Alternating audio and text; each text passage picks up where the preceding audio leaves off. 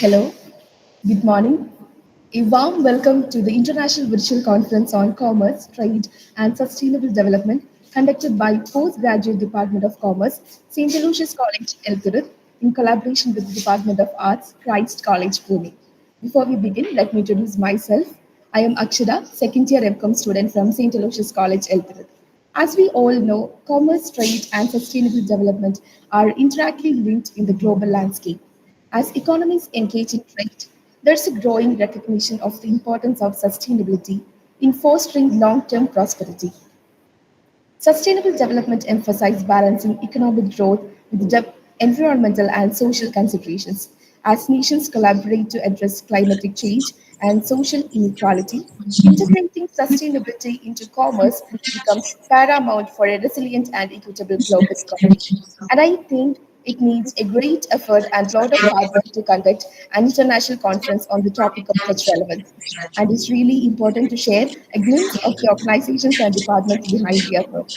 As we all know, St. Aloysius College, Elthuruth is the first grade college affiliated to the University of Calicut. The journey of St. Aloysius began on 12th June 1968 with the vision and mission of St. Cyriacus Elias Chavara to mold intellectually competent, morally upright, socially committed, and spiritually inspired individuals. Today, we have 16 UG and 8 PG courses with Department of English as a research center. The scholastic achievement of UG and PG course is a true indicator of the high quality education being provided by the college. The Department of Commerce was established in the year 1978 with one aided course, BCom with Finance, affiliated to University of Calicut. The Commerce Department offers courses at the UG and PG level. Then Christ College, Pune. Christ College, Pune is affiliated to Savitribai Phule, Pune University and is recognized by the Government of Maharashtra. The institution is dedicated to ensuring the holistic development of its students, providing them with the tools and skills needed to effectively face the challenges of modern world.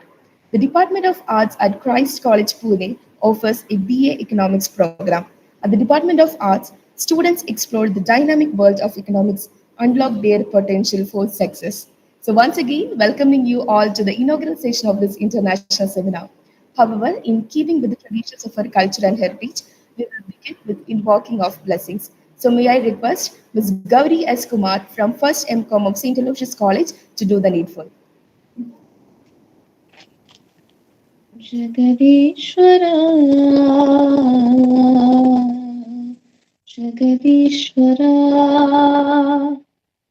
Jagadishwara प्रभु लोकनाथ എല്ലാം അറിയുന്ന നിൻ പ്രഭയാൽ ഹൃദയത്തിൽ സത്യവും ചിന്തയിൽ നന്മയും കർമ്മത്തിൽ ശ്രദ്ധയും നൽകിയിടമേ ജഗദീശ്വര എപ്പോഴും ഞങ്ങൾക്കു സാന്നിധ്യമായി എപ്പോഴും ഞങ്ങൾക്കു വഴികാട്ടിയായി ഇരുളിലും ദുഃഖത്തിനാഴത്തിലും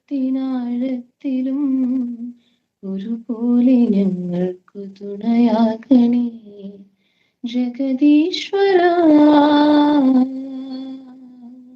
ജഗദീശ്വര.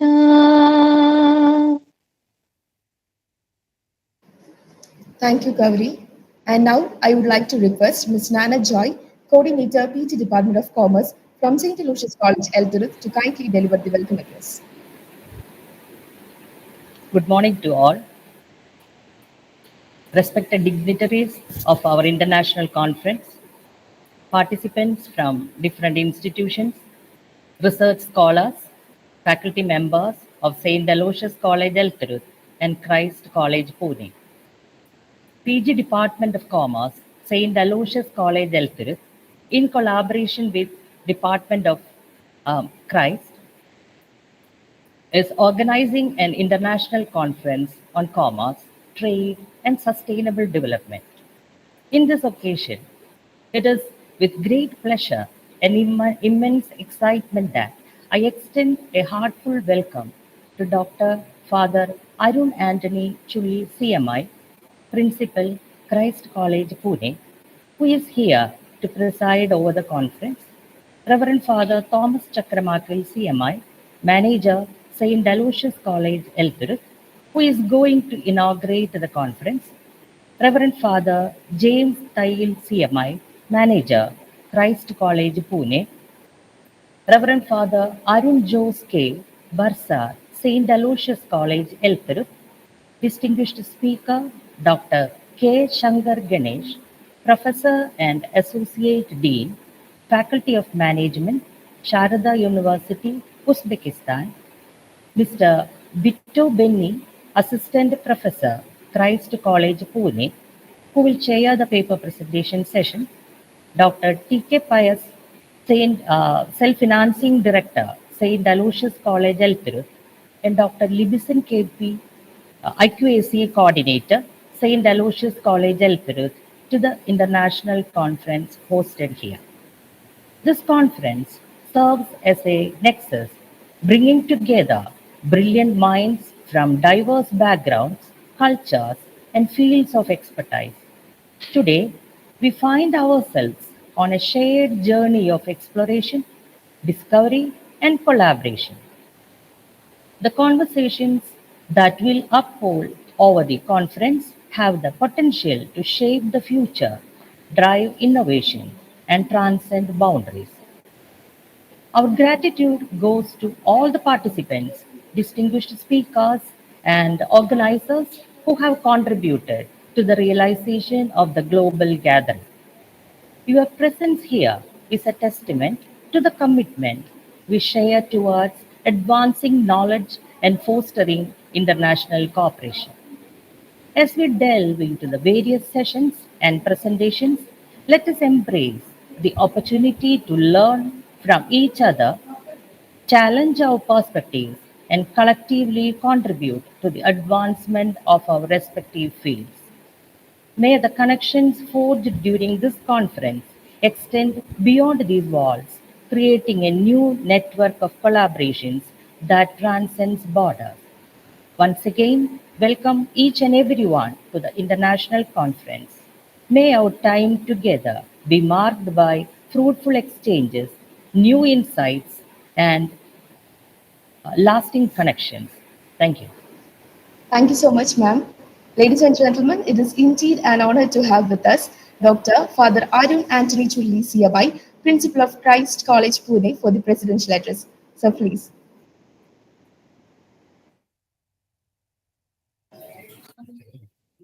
Good morning. Am I audible? Yes, you are. Welcome. Thank you. Reverend Father Thomas Chakramakil, manager of St. Aloysius College, Dr. Chaco Joss, principal, distinguished guests, Reverend Fathers, faculty members, scholars, and dear students. We from Christ College Fraternity are very happy to collaborate with St. Aloysius College in organizing this international virtual conference on commerce, trade, and sustainable development. As we all are aware, research is the lifeblood of any higher education institution. Gone are the days where a college's major role and function was to disseminate knowledge through the faculty members and be happy about it. Today, we know most knowledge created in the past has become redundant and require change. And that so it becomes an imperative to create knowledge before even disseminating it. And that's why we have this tool, research, and especially in higher education, it's our role as faculty members and scholars to look at the existing knowledge and see how it is changing, how new forms of knowledge has to be created. So knowledge creation and dissemination become the dual functions of both the institution as well through their faculty members. And I'm very happy that St. Aloysius College has taken this initiative of creating this platform through this research conference, that too online, so that people from anywhere can be a part of this process. And we are very happy to collaborate. So I really thank and appreciate the management and the staff and the team of Aloysius College. So we have a very timely and relevant theme for this conference, like commerce and trade, the business environment. And sustainable development. Sometimes these two, doesn't go together. If you look at the past, the very focus of business or commerce and trade has been profit. Today, these days, we talk about triple bottom line and all, right? Along with profit, you also have to care for planet and people. So these two dimensions added bottom lines like social equity, social justice through focusing on people, whether they are your internal or external customers, and also the environment, the planet.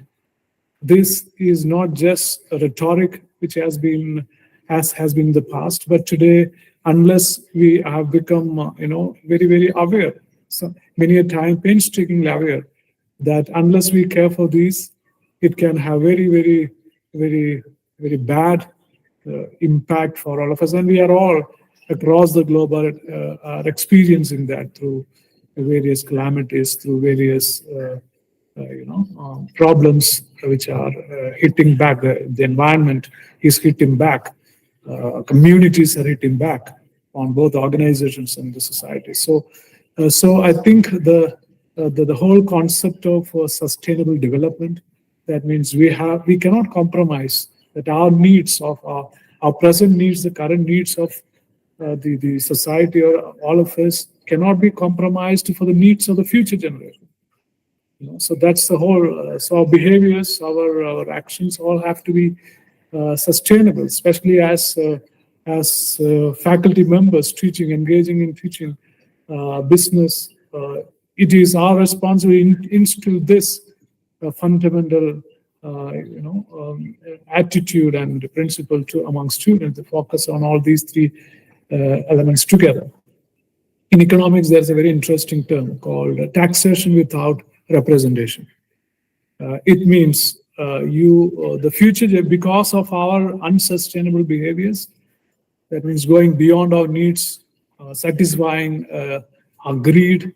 We plunder the resources, both natural and human resources, to the extent that the what is due for the future generations, we are taking away. So they are taxed even though they are not represented. Tax is for those who represent, right? But then, so that's how the term of taxation without representation has come into the fore. So I think as researchers, as scholars, it's our responsibility to see how sustainable practices, how sustainable development can be ingrained, and ways and means of making commerce and trade and have sustainable, but of course, profitable and ways of doing business is possible. So I wish and hope that this conference will bring in a lot of new ideas and conversation around these themes. And I wish all the scholars and everyone all the best. Once again, appreciating the initiative. We are very happy to be that you have approached us to partner for this.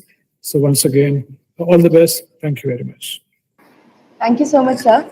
Ladies and gentlemen, for inauguration, we have Reverend Father Thomas Chakramichael, CMI, Manager of St. Aloysius College, Elthuruth. So for inaugural address, I would like to invite Reverend Father Thomas Chakramichael, CMI. Father, please. The respected manager, the principal, the faculty of Christ College, Pune, and St. Aloysius College, Elthuruth, we are collaborating in organizing this international conference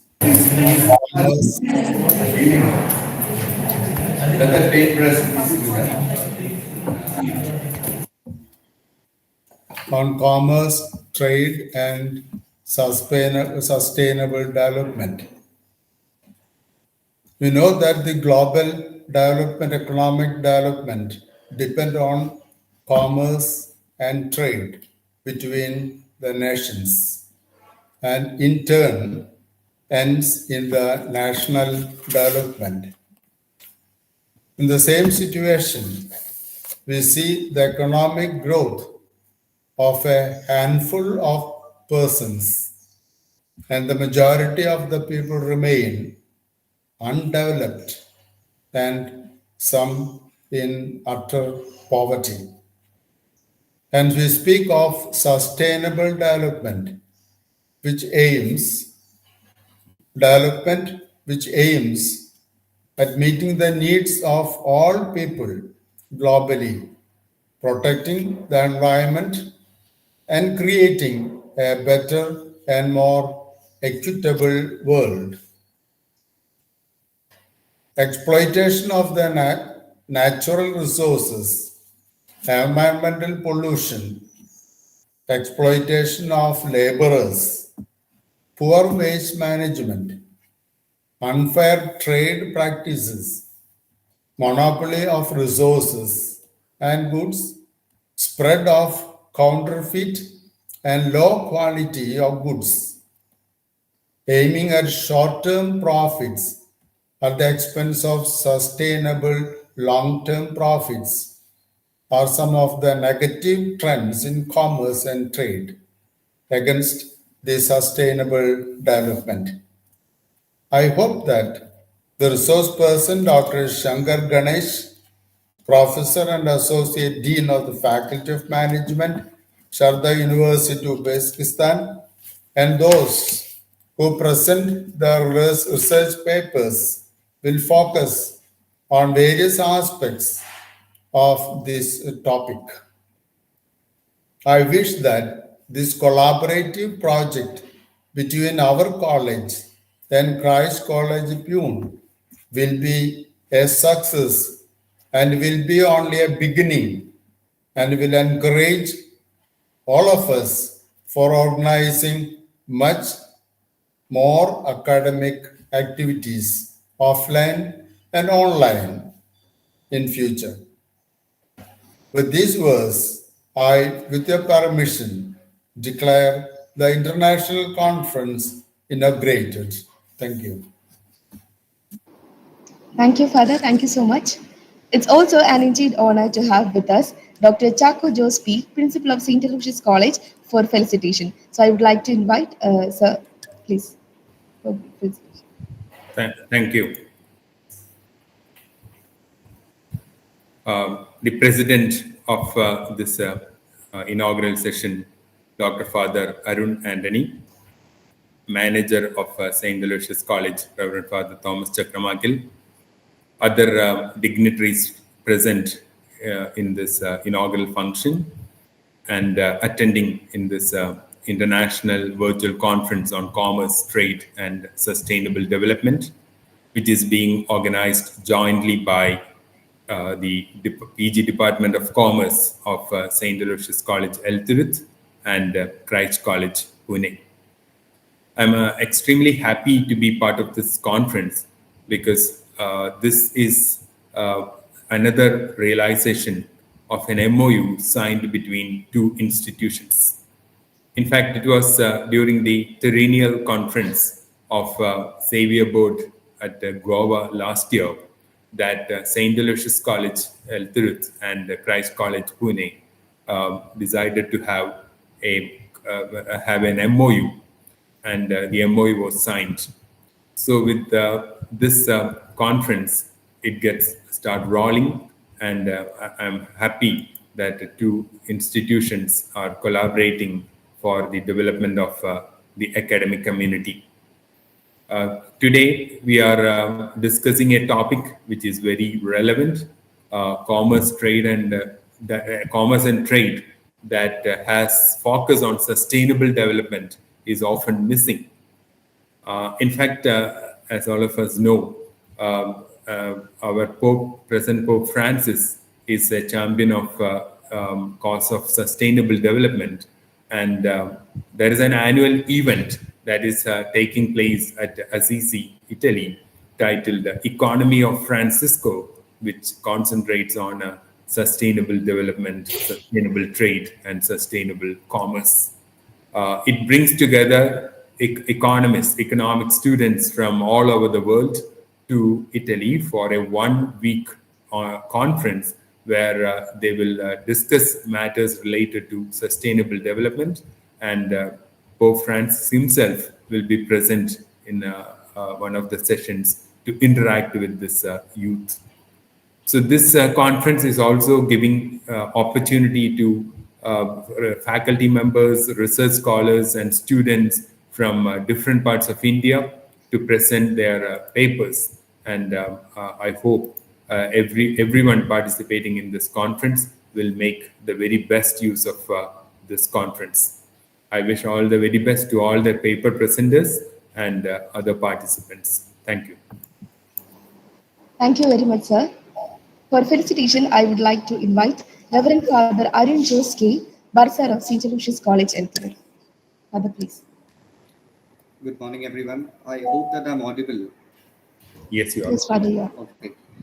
Good morning, dignitaries on this virtual dais, especially from Christ College, Pune, and from St. Aloysius, and all the participants, especially those who are presenting the paper. A warm good morning once again. Indeed, it's as Dr. Chaco Joe said, indeed, it's our esteemed presence and pleasure because we have been trying for an MOU with Christ College, Pune, and it's succeeded in the last Savior Board meeting. And after that, we have been trying to stage this event. And luckily, PG Department of Commerce from St. Aloysius College made this initiation, and it's finally happened. Really thankful to management, principal, and all the staff members from Christ College for collaborating with us. I don't take much more time about explaining all these things, but I was just held up with that particular topic in this that general topic of this session, like commerce, trade, and sustainable development. That sustainability, it's not just a word or it's just not a need of the time, but it's the elixir of the existence in the present scenario. Because everybody, especially I'm from a science background, so for us, it's sustainability or sustainable development is one of the Herculean tasks in the coming years, because everything is getting exhausted by the excessive use of this population and all these kind of things. So especially in a field like commerce, trade, this word and this scenario and this understanding or this meaning is very important. So indeed, this is a prestigious platform for each one of us to collaborate each other, to discuss each other, and maybe some other or kind of meaningful discussions will be happening over this. Could be some other could be called esteemed topics might be discussed, and kind of outcome also may be possible after this discussion. So once again, I wishing you everyone, especially PG Department of Commerce from St. Aloysius College, and all the staff members from Christ College, Pune, for initiating this platform, international virtual conference, so that everybody can join and discuss each other. And I wishing you all the very best, for especially for the people who are presenting the paper. Once again, I wishing you all the very best. Thank you. Thank you so much, Father. To deliver the vote of thanks, I would like to invite Mr. Biju Sebastian, HOD of Department of Arts, Christ College, Pune.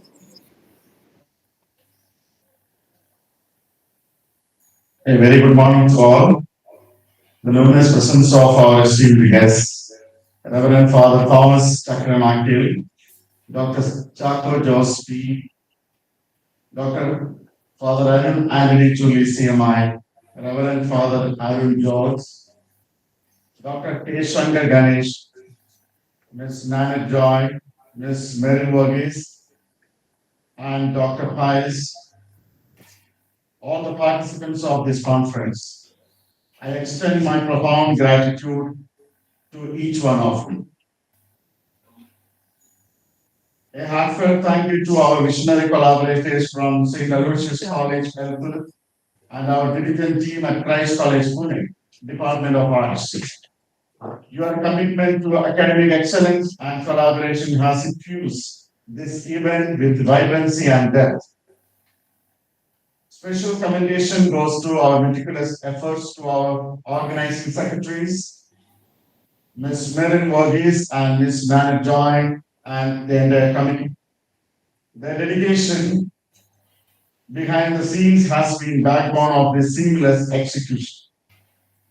I also express my deepest appreciation to each and every participant of this conference. May the ideas sown here today blossom into tangible actions fostering a world that thrives on sustainable development and shared prosperity. Thank you. And may the echoes of our discussions resonate far beyond the confines of this virtual space. Thank you.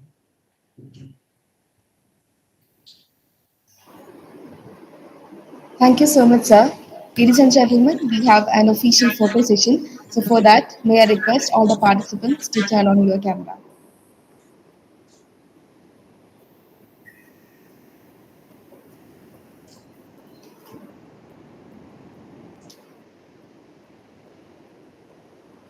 Thank you so much. So once again, thank you. Thank you so much. So once again, thank you so much everyone for joining with us. The inaugural session is officially over and the technical session will start at 11 a.m. So I request everyone to join on that time. Thank you. Thank you very much.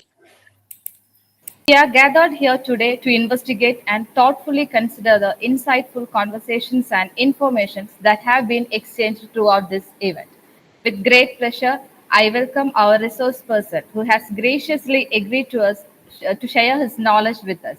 We are privileged to have with us Dr. K. Shankar Ganesh, Professor and Associate Dean of the Faculty of Management at Sharda University. Welcome, sir. Let me extend a heartfelt welcome to the principal and manager of our college, along with the counterparts from our collaborating institutions. A warm welcome is also extended to the dedicated faculties from both institutions. And I'm very happy to welcome all the scholars and participants present here today. Your active involvement and enthusiasm contribute to the vibrancy of this academic gathering. Once again, a warm welcome to each one of you. Thank you.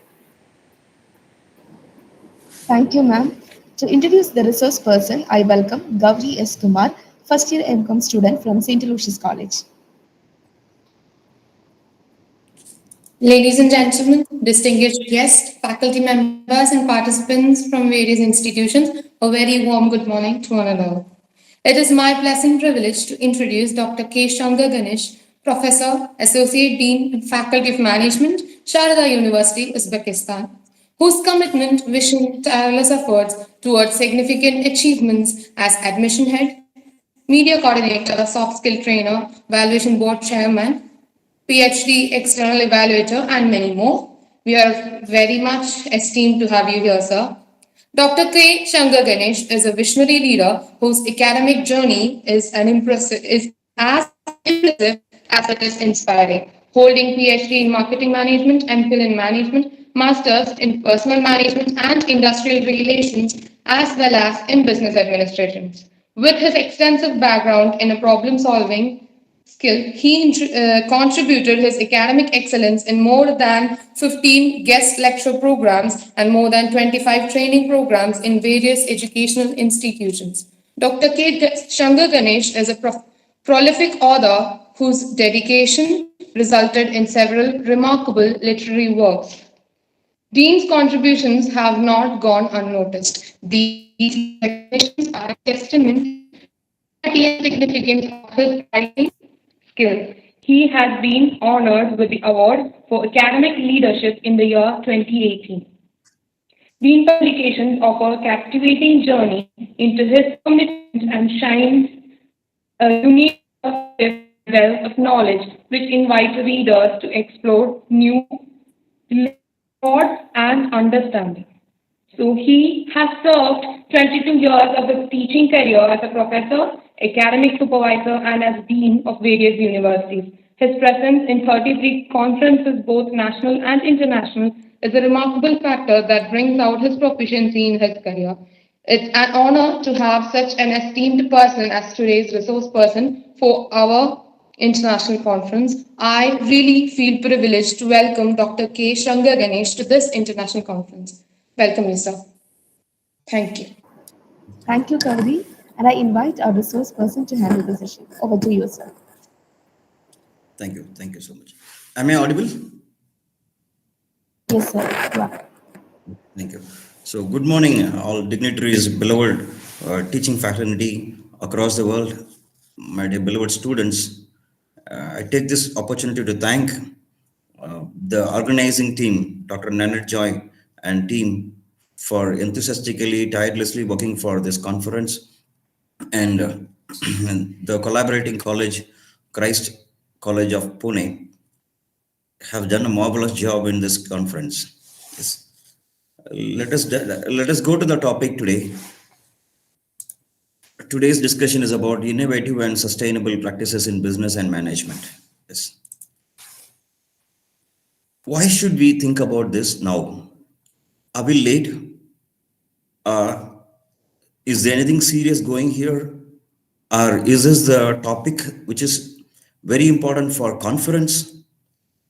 Yes, nowadays I'm seeing a lot of conferences, a lot of faculty development meeting, and even companies taking initiatives in sustainable development. Yes, we want economical growth, we want innovation, and hands on hand, we need sustainable development also. Why should we think about this?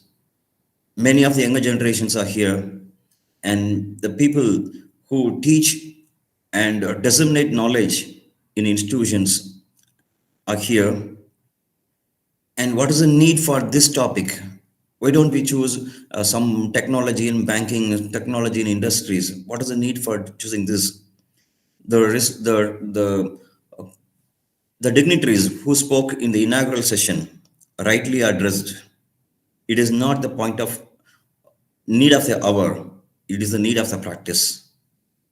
What made such a serious thing to do this? Yes. When I was traveling in New Delhi, I saw a point called as OxyPure. I was surprised to see that. What is OxyPure? And I just went and inquired, what is this OxyPure? They were saying, if you want to inhale pure oxygen, you can come and relax, and for hour we make some payment of 300 to 500. So you can have a very quality oxygen. You can inhale quality oxygen. It was surprising for me. In which world we are? Is this the time to buy oxygen by paying money? Yes, obviously, my dear friends, we are in this pathetic situation. We are in the stage to buy air for consumption. We were into strategy, like we have started buying bottles, water bottles. And in those days when water bottles was introduced, we were thinking about that with a big $1 million question. What's the need of corporates doing this? Yes, corporates have taken opportunity to make business on people's problem. It is obvious. But this OxyPure has created a big problem for us.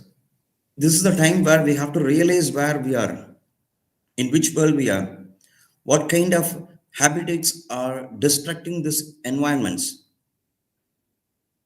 Study says that if we utilize water as we are consuming right now, in 30 years, our future generations will not enjoy the same kind of water facility in future.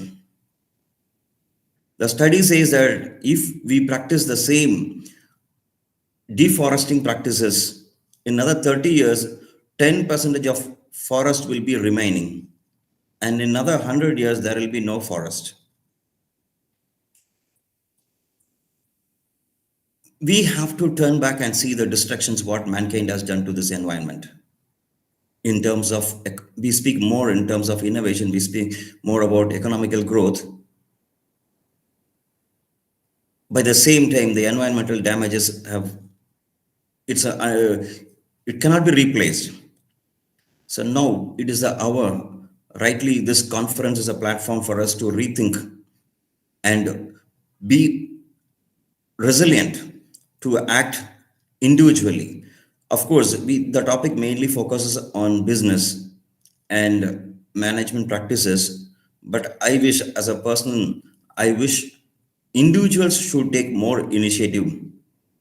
We may call it as we may term it as a green behavior, eco-friendly behavior, or whatever it is. But now, immediately, the dissemination of the message has to happen to this world. We are in this danger where we have to proactively. We have to do it immediately. Some actions and what we see now in our another for 1 hour. With your kind permission, let me share my PowerPoint.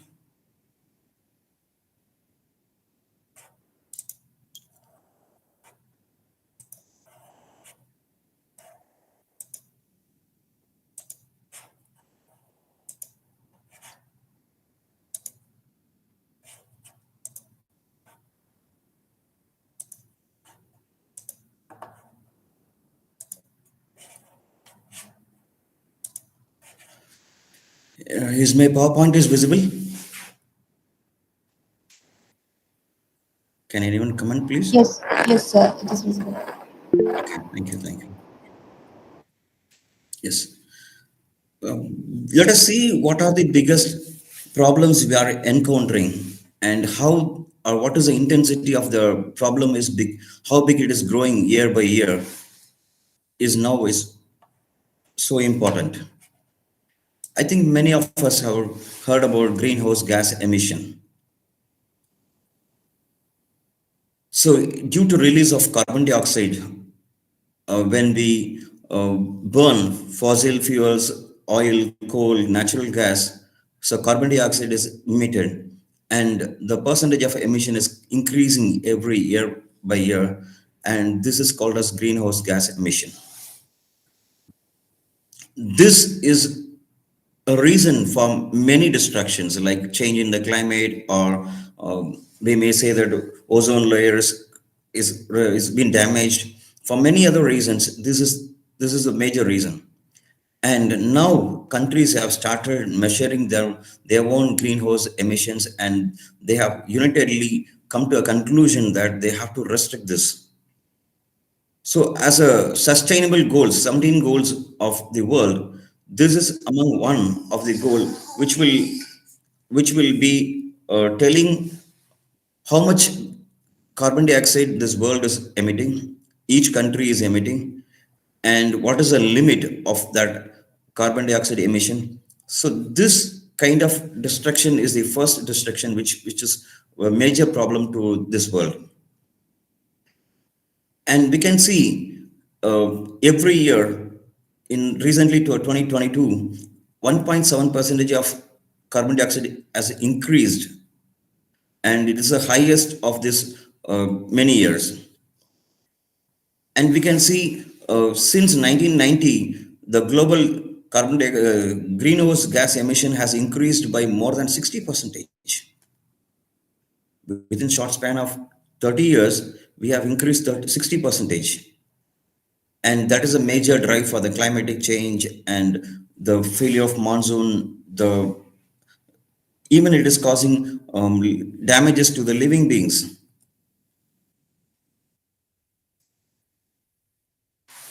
And where do this greenhouse gas emission comes from? The majority of the source is manufacturing electricity and heat and consumption of electricity and heat. So it contributes 25% of carbon dioxide, greenhouse emission, gas emission, and that is due to electricity and heat. And it may be strange for us to see agriculture is a reason and food waste is a reason. Yes. Study says that 20% of the greenhouse gas emission is caused due to agricultural and land use.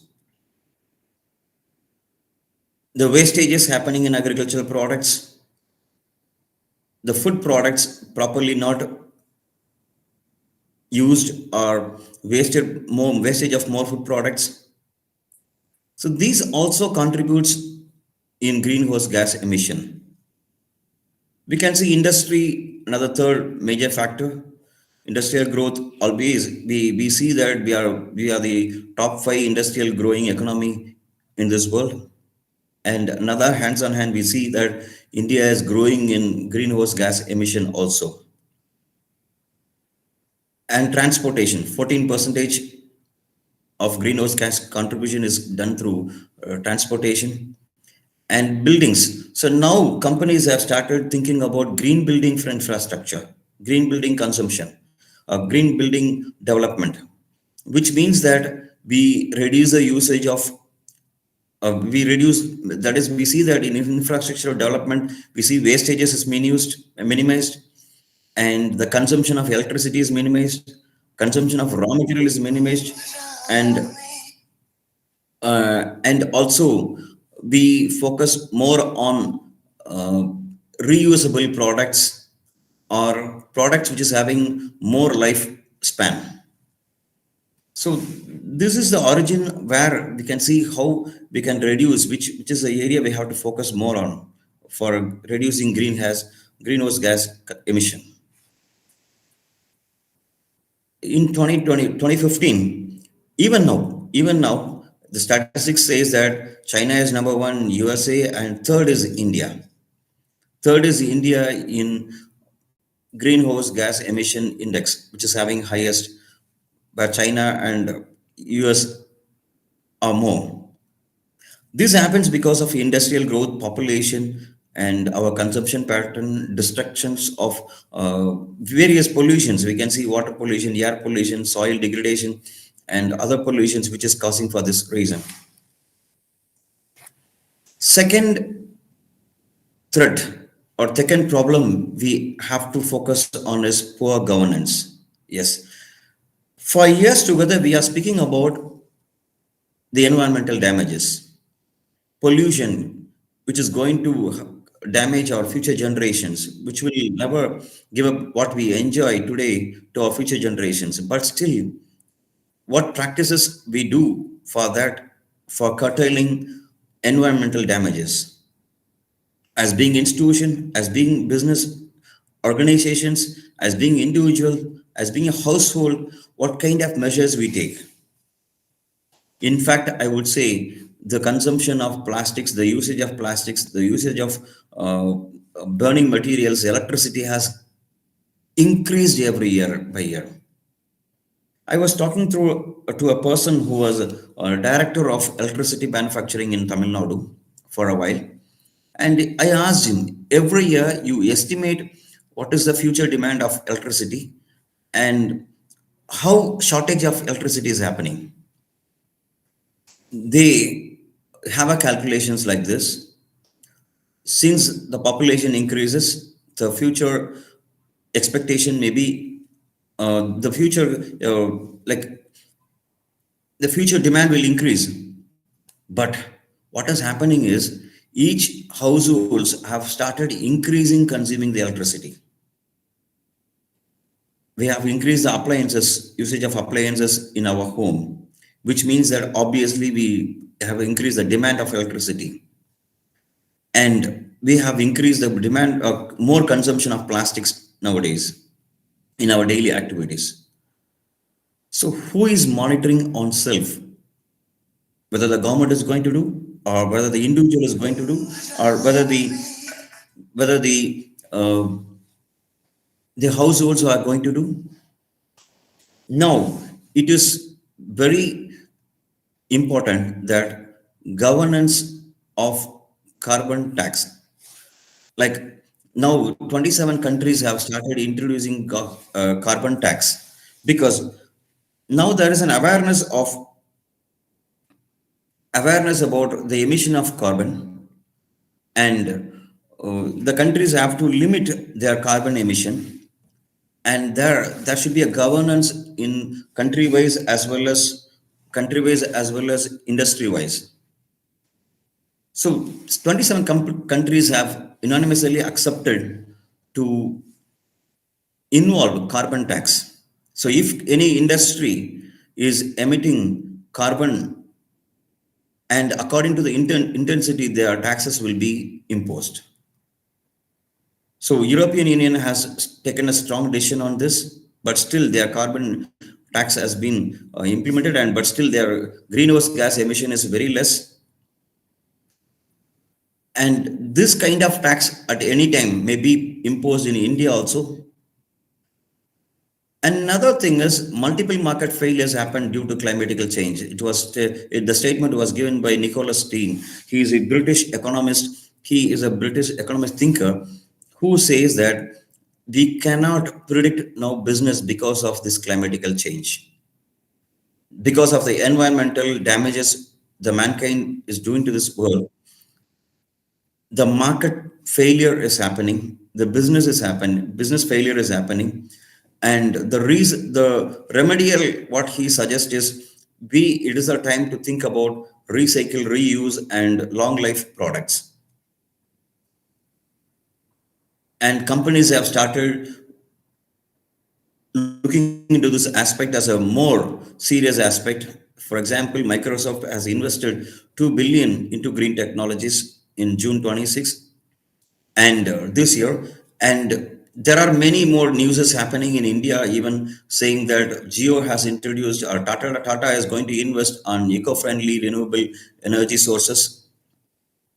So this is how the developed countries, research centers, and companies even started looking into that aspects.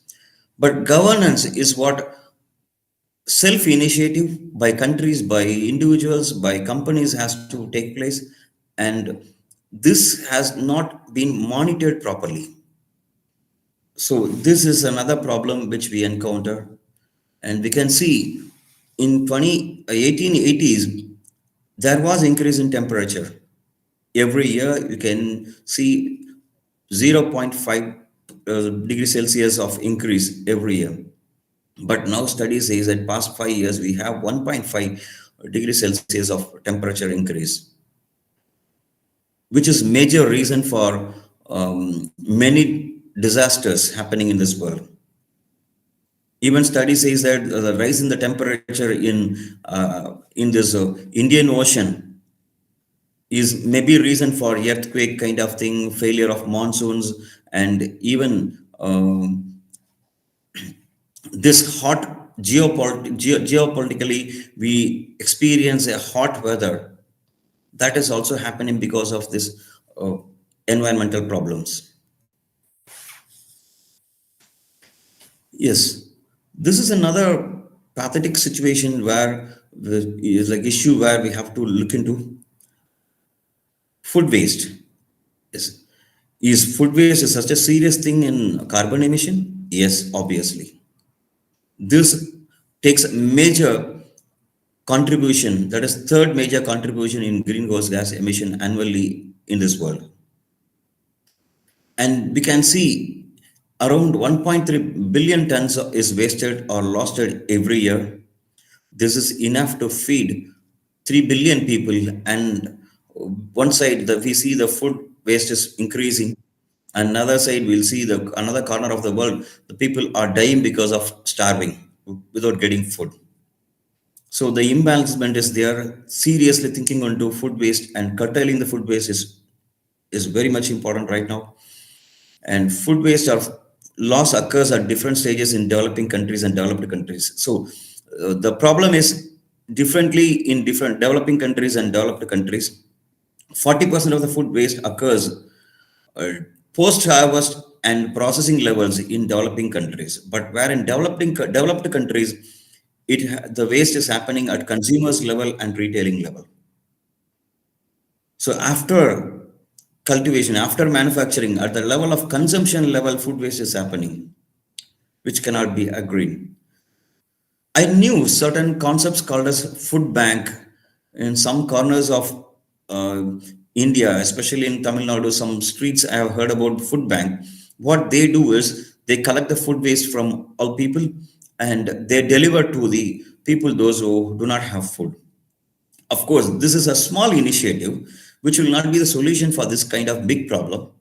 But still, thought provoking on this aspect is very important. One side we earn for our food, another side the food waste is happening. How to minimize the food wastage is immediate measures should be taken on this. And countries with most food waste, as per the statistics of 2021, China leads number one, Germany, India, France, Spain, USA, UK, and all big economic countries. The countries which contribute major economy in this world GDP is here.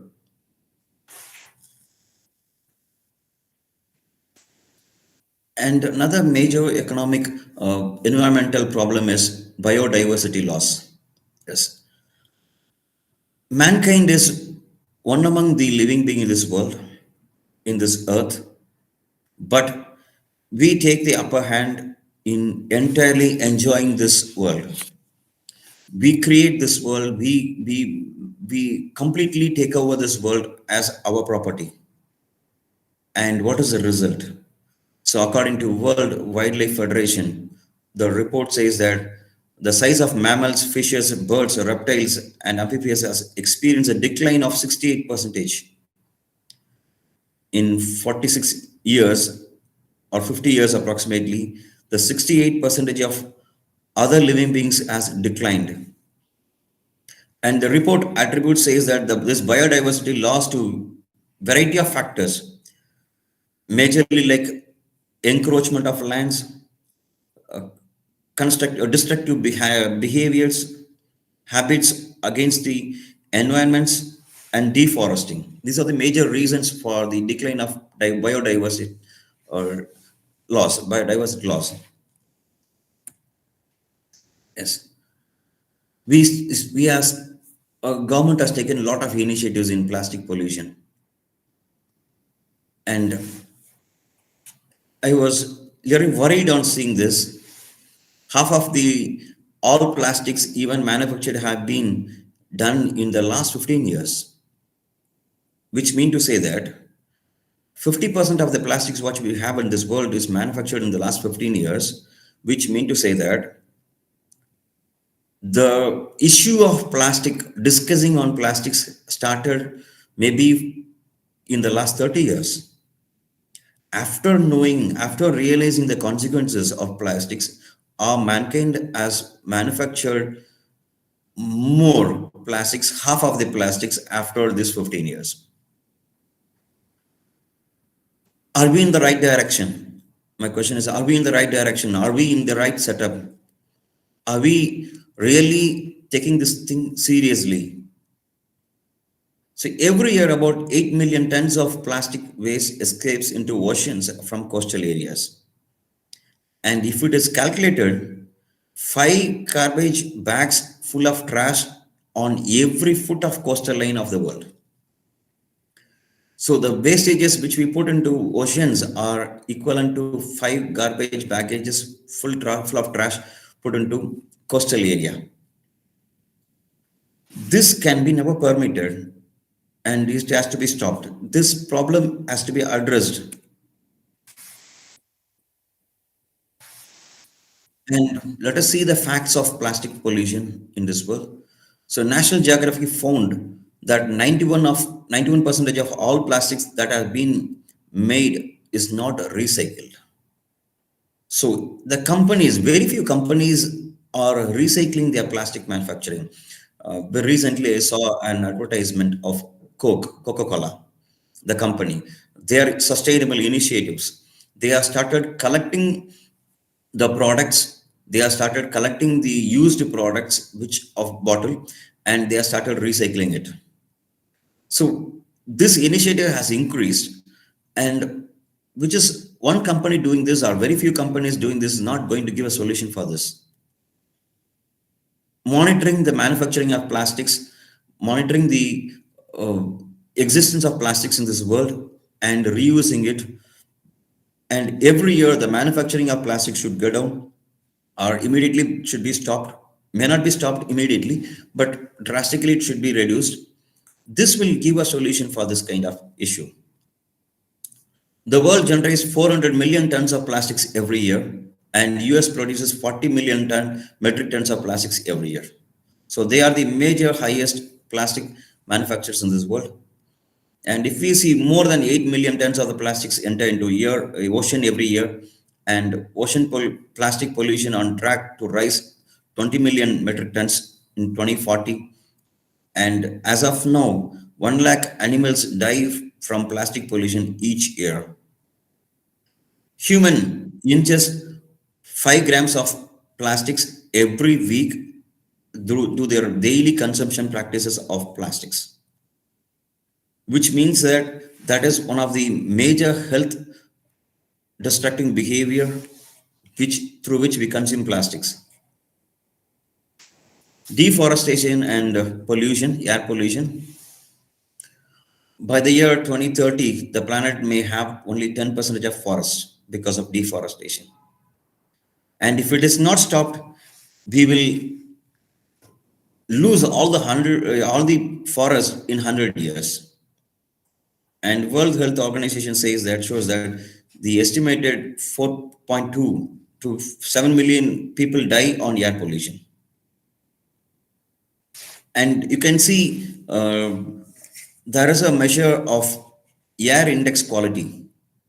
So all the countries are releasing this air index quality measurements, and Delhi is one of the most polluted cities in this world.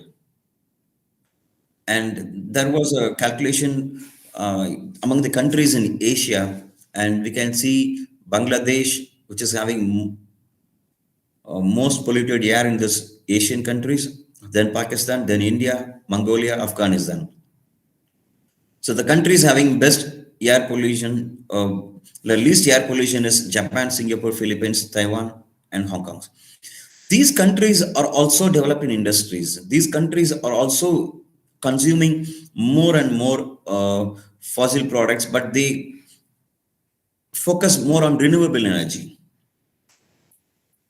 So all countries are working on quality of air index, but still it is not improved.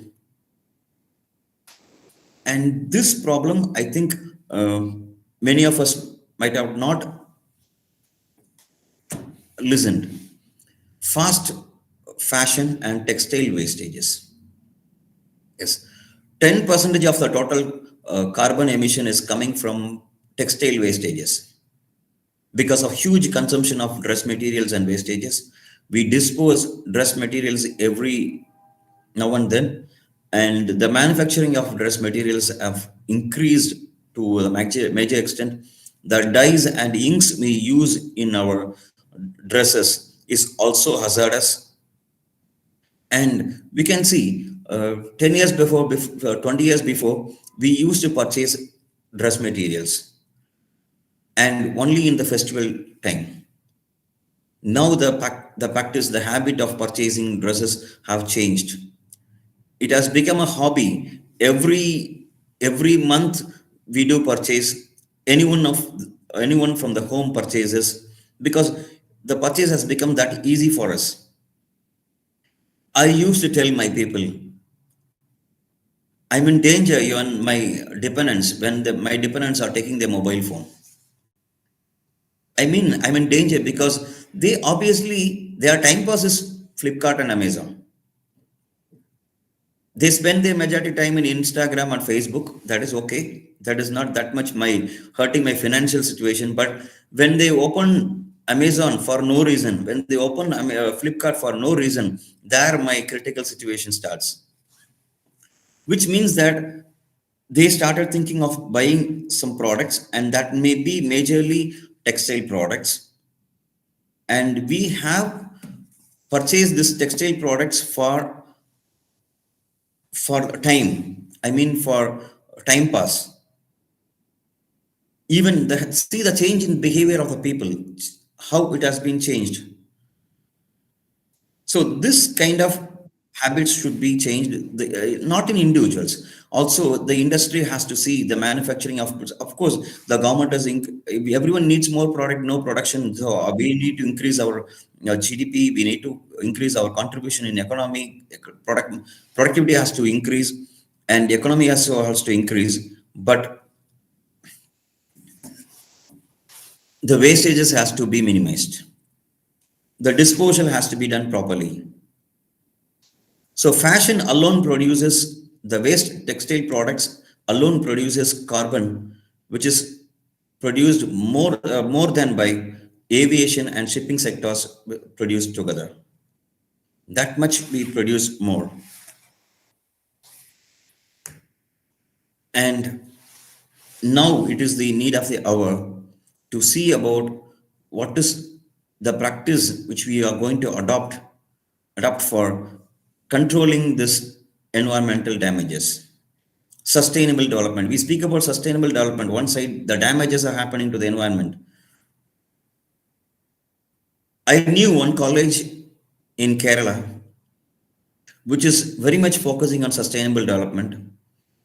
They have they consume more than 60 to 70% of the electricity through their solar planet generated electricity,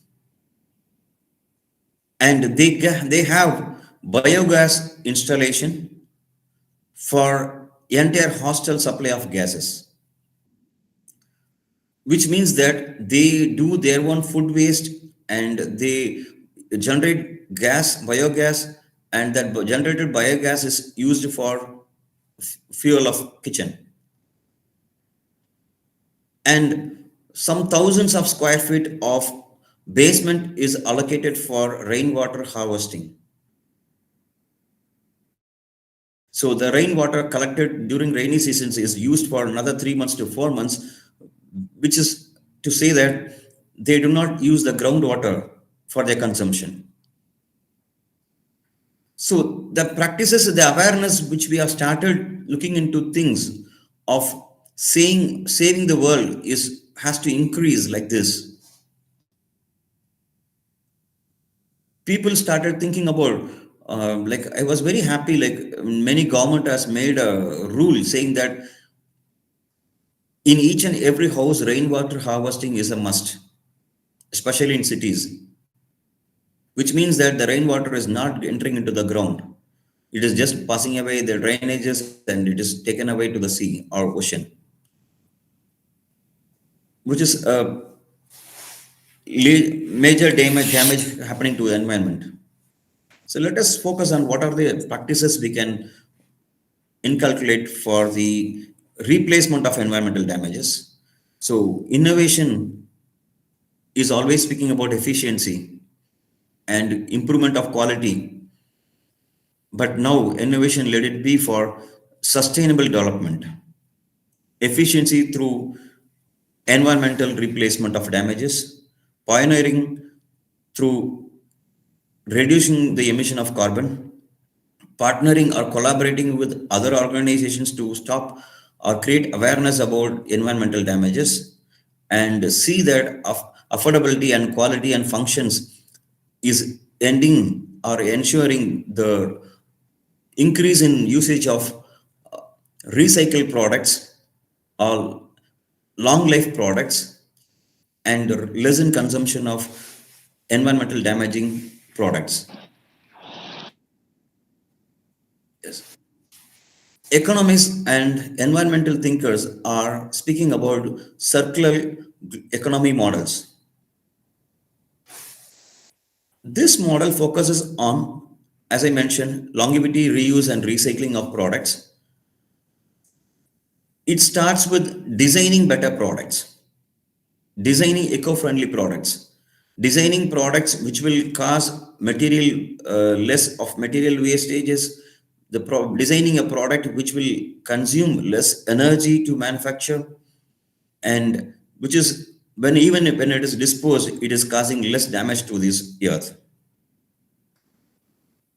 While manufacturing, the industry should focus on reduce process waste and optimize life cycle of the product so that the frequency of buying is being reduced, and promoting reuse of the product, improve collection. So now this concept of improve collection has been included in supply chain.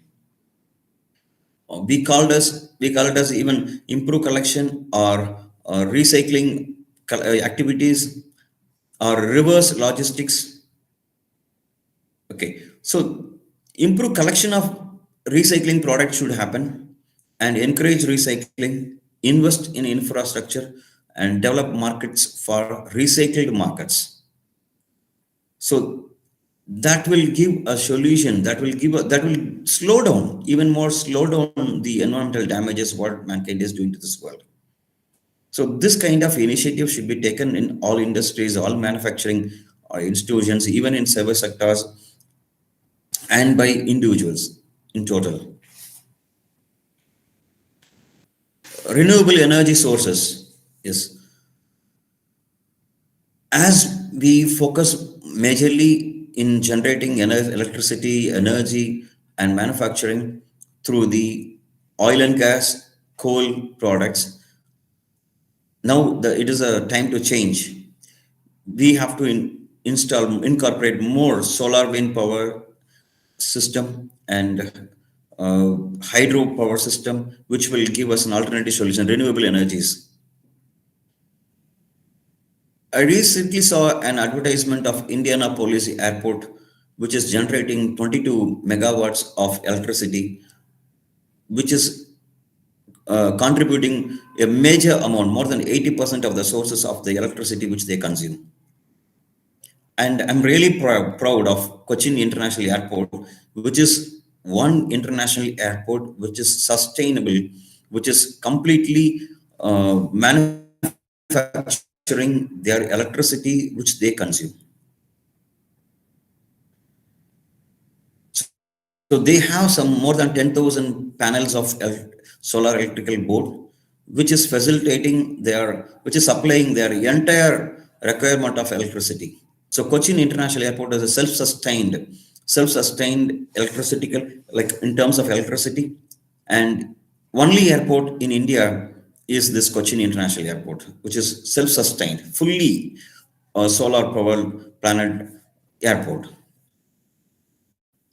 And we can see the energy of renewable sources in European Union member states. Sweden, the country which is known for its own good environment, a good place for living, happy index country, which is ranking first in energy consumption. And the countries like Netherlands, these all are least consumption by the year, which means that the country's target is exceeded. Sweden has exceeded, Finland has exceeded its target, and countries like Netherlands and Germany, France have reached, have not crossed their limit. They have consumed less than the target which they have fixed. So this is a good sign. 50% of the countries are less than the consumption target, and which mean to be spread over the world. Yes. In business, we started speaking about green supply chain management. What is this green supply chain management? Focusing of cost, focusing of the environment, focusing on quality in each and every segment of supply chain in the business.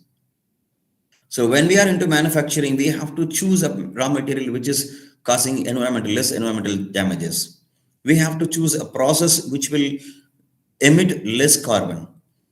We have to choose the process of manufacturing which will be environmental friendly. In terms of package, so the product should be packed without plastics, with less petroleum products.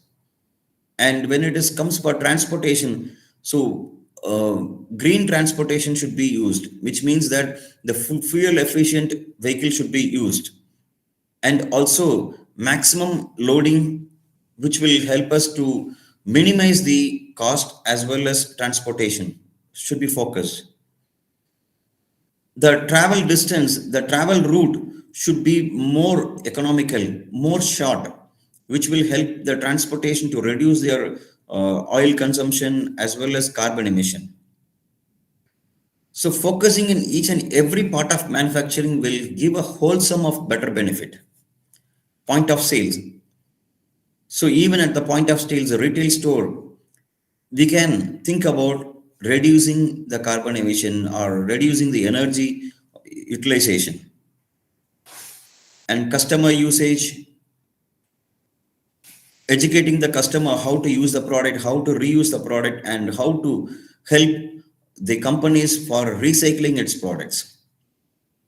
So the companies and retail outlets in supply chain may organize to recollect the products for recycling, in which they need the cooperation of the consumers, and they have to focus more on recollecting the consumed products and make it for reusing. So longer life products will always give us sustainable development. And this is how companies can look into green manufacturing, green supply chain management. So which all companies have to look into the green aspects of the manufacturing. Zero waste initiatives. Of course, wastages will increase the profit, and managements are doing this kind of initiatives. But zero waste initiatives are recycling, and this will help the company to not only think about the profit, it can also take the route to sustainable development. And zero waste project which was initiated, and it was Turkey has done a sustainable development goals action award in 2021, and zero waste project which was developed by Turkey was awarded for this, nominated for this award, and they won this award. So each and every company is responsible for production and consumption, and one of the sustainable development goals is this zero waste initiatives. So companies should focus on zero waste initiatives. Digital transformation. So paperless, using less paper or paperless world should be created. And in workplace, uh, Honda has claimed that they have reduced 60 to 70% of their paper usages because of the sustainable goal. And many companies have started initiating in this way. And the tool they are using to reduce the paper or reduce the environmental damages is digital transformation. IBM has claimed themselves saying that we are into in the route of sustainable development because we try to incorporate artificial intelligence and automations in all stages. Hybrid of cloud for space management, and blockchain in transparency of decision making and resources utilization in the office at all stages. So this will increase even more transparency in communication, and using IoT, Internet of Things, and digitalization for transmitting informations through sensors and products. So they have started communicating without energy, without using fossil energy, and they have started reduce the usage of papers. So digital transformation will help companies to move towards a positive direction of sustainability. So innovation, all the experts are speaking about innovations and now started thinking about innovation should be hands on hand with sustainability. So offering products, innovative products, which is environmental friendly and efficient in its quality, minimal impact through its disposal. When we dispose the product, which should be giving minimal impact. So there is a framework which can give sustainable and innovation framework. The key factors,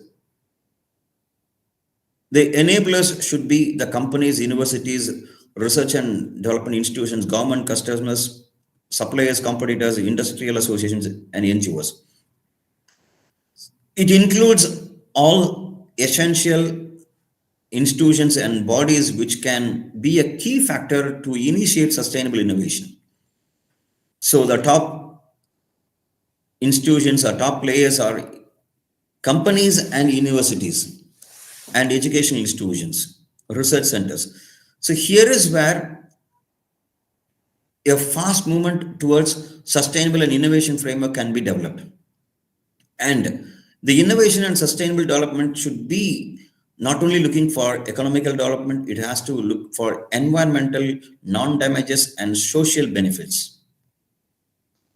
So the key performance index of sustainable innovation will be better product, better service, better process, better business model, and business network, which will safeguard this environment and give benefits to the environmental and societal factors, also to the economical growth.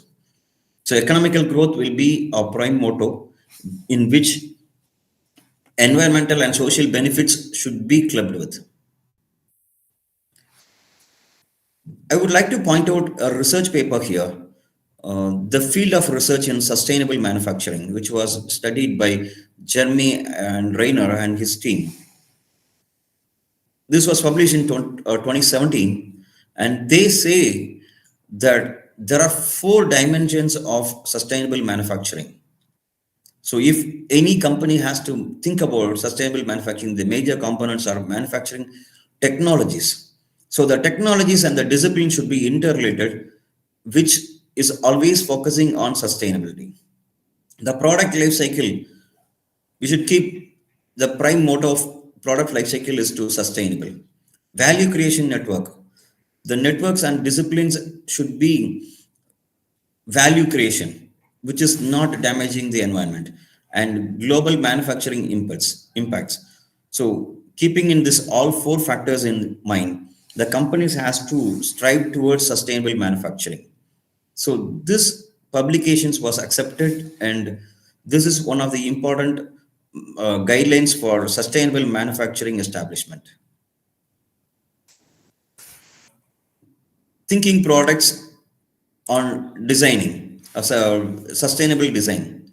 So the companies which is designing products may be utilizing which technology is sustainable, which uh, process is more eco-friendly, and the business operation is more eco-friendly, and the negative impacts on environment should be reduced. So the design of products is a starting point where we can help this environmental damages. And employee well-being programs. Yes, this is one of the initiative what the business organizations can take. Institutions and business organizations can think about. So healthy and environmental practices, healthy practices of employees, and well-being of employees, giving mental support, also helping them to keep their workplace in a better way, helping them to lead a better life. This will give an awareness how they can live a sustainable life and how they can minimize the damages which they cause as an individual to this environment. A small example is even the students and others should be taught how to minimize the consumption of water in the institution, electricity in the institution, other energies in this institution. Like that is where your green behavior starts, and the green behavior should start from the individual, not only from the company. We of course we need an initiation, very big initiation from the company and institutions, but the initiations which we lack is individuals. Individuals initiations will always focus on innovation and sustainable practices. Community engagement, social responsibility. There are there are a lot of companies, there are huge number of companies which focuses on sustainable practices. But recently we had a case discussion of Starbucks coffee and McKinsey company, which is giving more focus on environmental factors. So the Starbucks company starts with ethical sourcing. They see they have to do the sustainable practices from sourcing of raw materials, purchasing of raw materials. The raw material should be purchased in a better place. Quality of product should be least environmental affecting, and sustainable packaging, renewable energy, using of renewable energy in their production and manufacturing, wastage reduction, water conservation should be very less.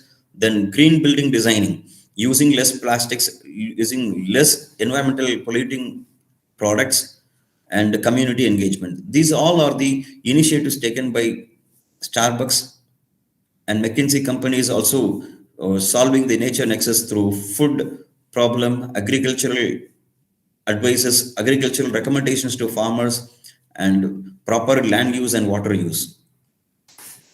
So companies have to tie up with local communities and other agencies to understand and to create a big role in this social responsibility. And now we can see we were thinking about we were discussing about in a huge length of years, like what is the importance of corporate social responsibility? One more factor is even more important, that is corporate environmental responsibilities. Every corporate has their own environmental responsibilities to uh, to to look into, and it is carbon offsetting. So investing in projects or initiatives that helps less carbon emission or less deforestation or less consumption of renewable energy projects. So let us take some four automobile manufacturing companies like Honda, Ford, Tesla, and Toyota. They have contributed more on environmental, less damaging initiatives. If you take Honda, it has been ranking the now most fuel efficient automobile manufacturer in the US because of the innovative practices. And in 2010, Ford set a big public goal to cut down the carbon emissions by 13 years, but due to their innovative initiative, they have reached that by within 15 years, half of its span time. And Tesla is an electrical car, so everything Tesla does is sustainable from their cars. It creates manufacturing process to build them sustainability. So Toyota is also in its way to create or to manufacture sustainable products. So through blockchain, we can improve communication. We can make the communication more transparency. So blockchain is the factor which can be incorporated in all levels of supply chain management, and we can communicate information without paper and facilitate transparency and immediate flow of communication. And Apple has incorporated blockchain in its all levels of technology, and it has been claiming as a most secured company. And water conservation strategies, companies have to come out with water conservation strategies. So we know that the companies which into the beverage giants like Coca-Cola and Pepsi-Cola, they their main raw material is water, and they manufacture their products, and finally they come out with the final product. And there was a question, there was a very big case under discussion, their consumption of water. And we have seen this Coke company is claiming itself, saying that it is giving back all the water which is taken from the ground. In return, it gives back. So they have their own measures, they have their own steps to give back the water, whatever they have taken for their manufacturing. And they say that we have improved the efficiency of our water usage. And in 2022, we have achieved 10% improvement in water efficiency across all the system compared to 2015. So companies are improvising under this. And when we speak about water manufacturing, I was seeing a statistic saying that a gene is manufactured, a jeans pant is manufactured by utilizing 100 liters of water. So one jeans pant is consuming 100 liters of water while manufacturing. So sustainable packages is also important. There are some companies which is focusing more on this sustainable activities. So Omega is a company's name, which is utilizing conductive ink and touch code, which is having less hazard and damaging the less environments. And these three companies rank top 20 companies of best sustainable packages companies in this world. So they have their own technology where they claim themselves, or they see that the products are not environmental damaging products. International Paper Company, it developed a bow tie chipper, and it is a packaging company where without adhesives, without cellophane tapes, the sticking is happening by tying. So which means that they make cardboards without stickers, without any kind of gums, adhesives to be for packing, used for packing. So Tetra Pak company has become the first company in the food packing industry. It claims its products are less climatically impacted products. So such companies' activities is apparent. Their sustainable practices are apparent, and more of global partnership and collaborations. So company should think about this. So, for example, we have a lot of government and worldwide bodies which is working on sustainable development. All the educational institutions, universities, and even research centers can collaborate with them and join their hands for sustainable development practices and employee engagement sustainability. So social, I will take this opportunity to speak on this topic, social recognition. Social recognition is an activity which encouraging employees doing social activities. So if the employees of any organizations are involved in any kind of social activities, which is majorly on sustainability, environmental awareness or damage awareness or sustainable development, they should be recognized. So the company can come out with some practices, best practices to involve their employees in sustainable development and encouraging their employees in doing such kind of activities.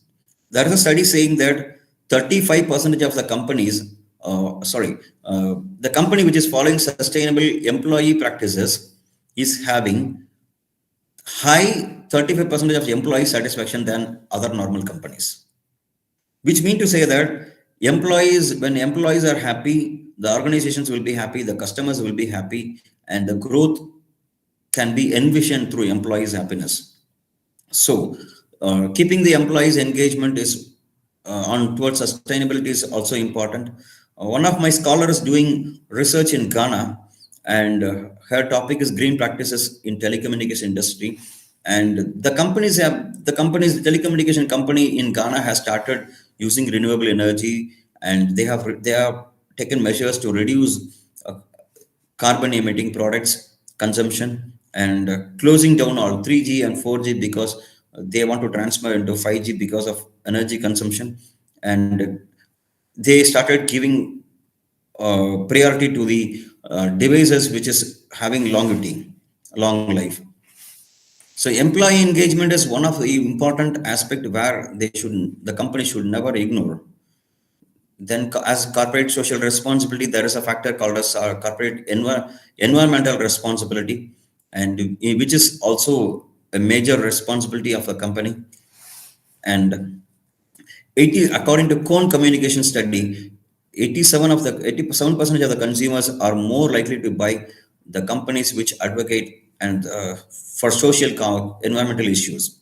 Yes, there are studies which is saying that uh, not only consumers, even the investors, even the stakeholders, they look into association of to any company which is addressing this sustainable practices. I can tell you one another research. This research attempts to prove that the company which is responsible, the company which is environmentally responsible can always increase its corporate image, talent attraction aspects. It can increase its public trust, market size, and customer retention. Okay, now what is environmental responsibility according to the authors? They see waste management as environmental responsibility, prevention of ecological imbalance, and preventing pollution or hazards, energy saving. These four factors are environmentally responsible actors, and they have proved that environmental responsibility aspects always influence on corporate image, talent attraction, public trust, and market share increase, and customer retention. So this model was proved through the research, sustainable practices in manufacturing industry, and how corporate environment are responsible for affecting firms' competition. So if the company wants to increase its corporate image, market share, customer retention. They can focus on quality, technology, and improvement. But those companies cannot ignore environment responsibility of them. So with these few words, I I conclude my speech.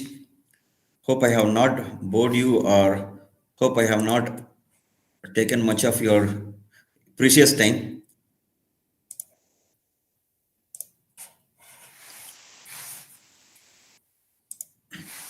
And Thank you so much. I may say, more than sustainable management practices, individual practices will save this world. Thank you. Thank you so much, sir, for such an enlightening insight to the topic of such relevance. And there's information to share. Feedback form link is provided in the chat box. You can access to that link. And ladies and gentlemen, we have a official photo session. So for that, may I request every participant to switch on your camera.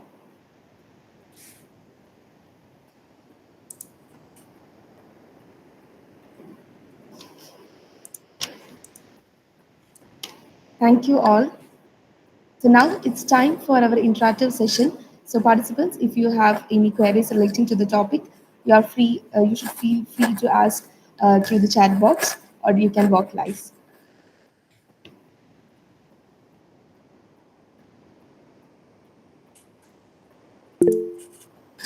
Once again, if you have any queries related to the topic, you can walk live, or you should feel free to ask in the chat box. We will read it out. This may be a even common forum where they can share their ideas, their own learnings, their own experiences uh, within the stipulated time, I wish, so that we can also learn from others. Yes, sir. So if anyone wants to speak, this is the time for you. Sir, we have a question in the chat box from Namita. How can businesses Yes, balance being innovative while also being environmentally friendly? yes. This was the challenge we were discussing so far. I hope so. Innovation is one aspect which we need, which will take us to advancement, which will help us to reduce the cost, which will help us to increase the efficacy of products or process or in any other way. And hands on hand, we should think about reducing wastages, reducing consumption of energy, reducing the uh, manufacturing environmentally uh, impactful products, which is causing less damage to the environments. And I told an example, like we can focus, all business can focus on water conservation, move into use of renewable energy, like Cochin International Airport. We can also think about the process which will uh, incorporate less of chemicals or less of disposable chemicals, and we can also think about longevity of the products, which the product we manufacture will give a long life, so that the frequency of the buying can be reduced. Coming out of the outcome of plastics into this world can be reduced.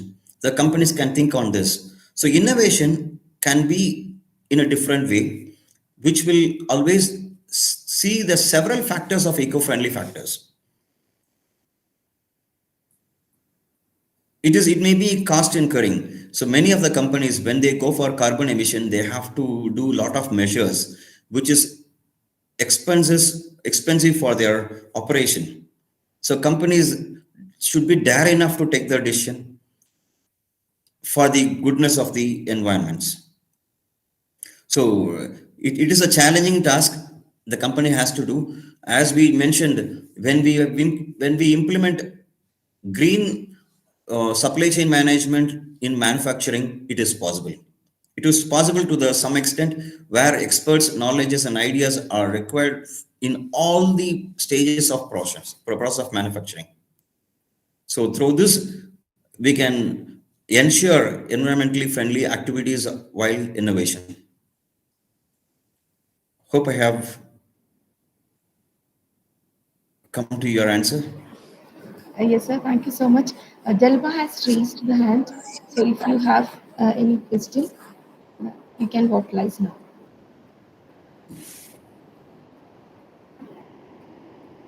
No, it was a very good session. I liked very much, and the explanation was very good. The practical examples very liked such an examples. Thank you, madam. Thank you so much. So I think there are no more queries. And once again, reminding everyone that the feedback link is provided in the chat box. So thank you so much, sir. Thank you so much. So now I Thank you. request Ms. Marin K. Vargas, Assistant Professor, Christ College, Pune, to kindly propose the vote of thanks.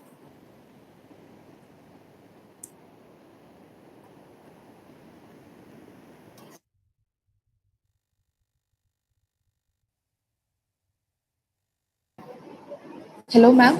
You are not audible.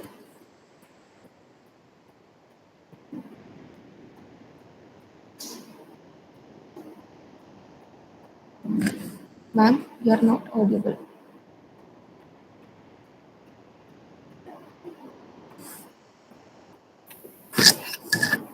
Am I audible now? Yes, yes.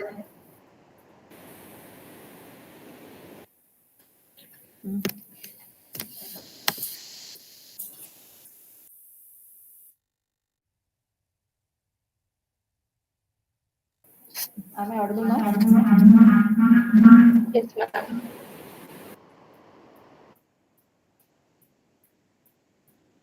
Good afternoon to one and all.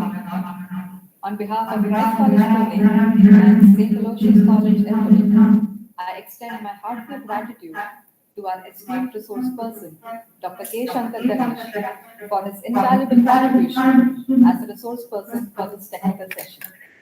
Your expertise and insights brought immense value to our conference, providing a deeper understanding of the integrated connections between businesses and sustainable development. Your thoughts on sustainable growth and economic development going hand in hand was truly encouraging. We appreciate your dedication and enthusiasm in addressing the queries raised by the participants, fostering an interactive and dynamic virtual learning environment. Your willingness to share your expertise and engage with our diverse international audience truly exemplifies the spirit of collaboration and knowledge exchange that our conference aims to promote. Once again, thank you, sir, for your outstanding contribution to the success of our virtual conference. Thank you.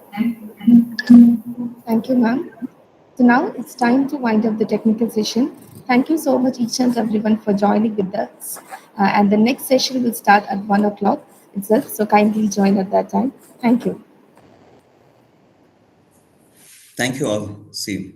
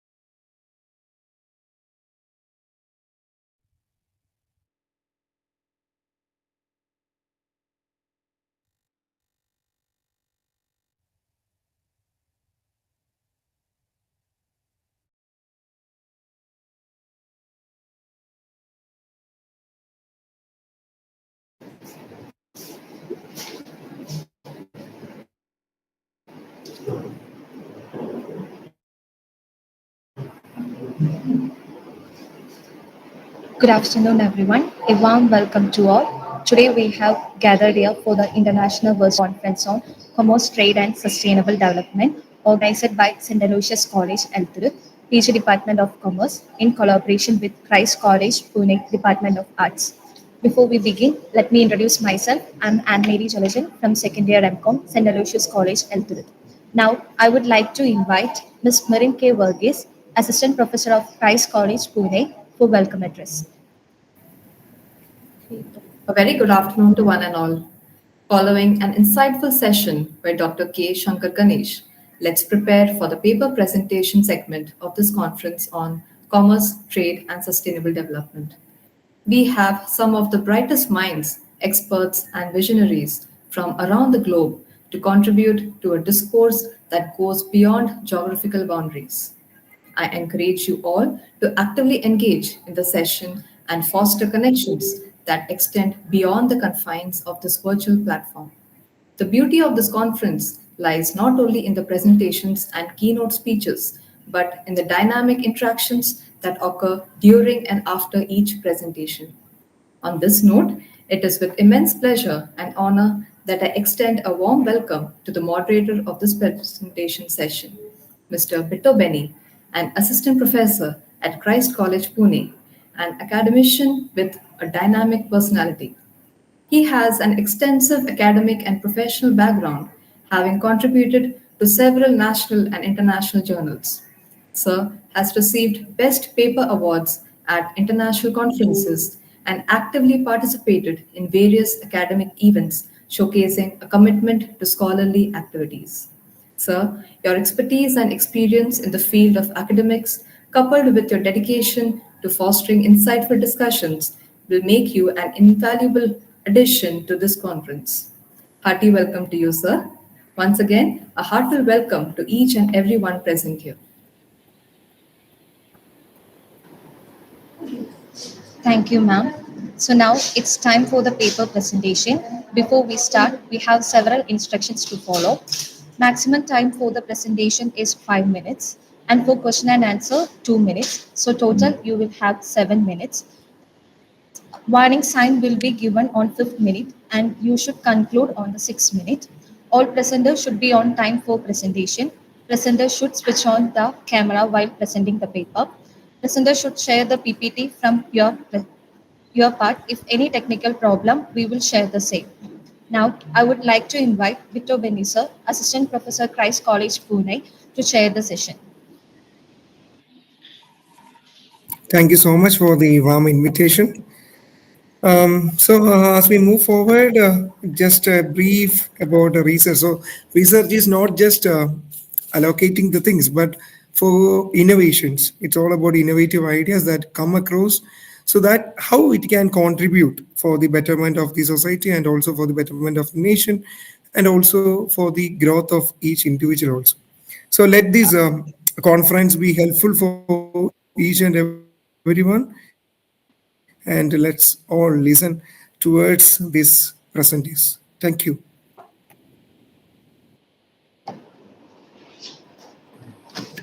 Thank you, sir. So we have our first presenter, Dr. Nimisha Emman, on the title Dispelling Myths Around Cryptocurrencies, Financial Inclusion.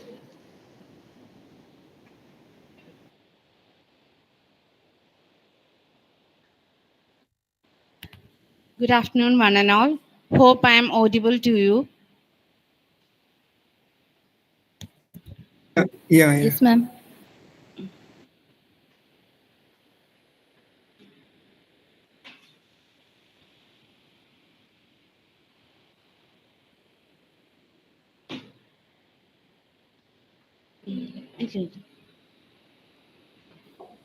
Can you, is there any PPT?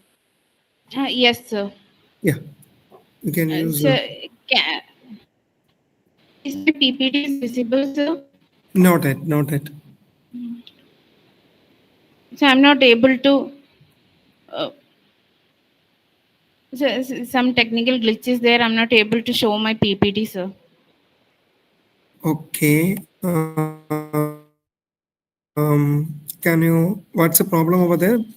Can you use the share option in the Google Meet? Sir, but that is inactive, sir. Okay. Can you do one thing? Can you just move out of the session and just log in again? Oh, sir, I'm in a training program, sir. Is it any chance to show my PPT? I already mailed it. Yeah, ma'am, the people from the center Aloysius, can you just make some arrangements? Is it was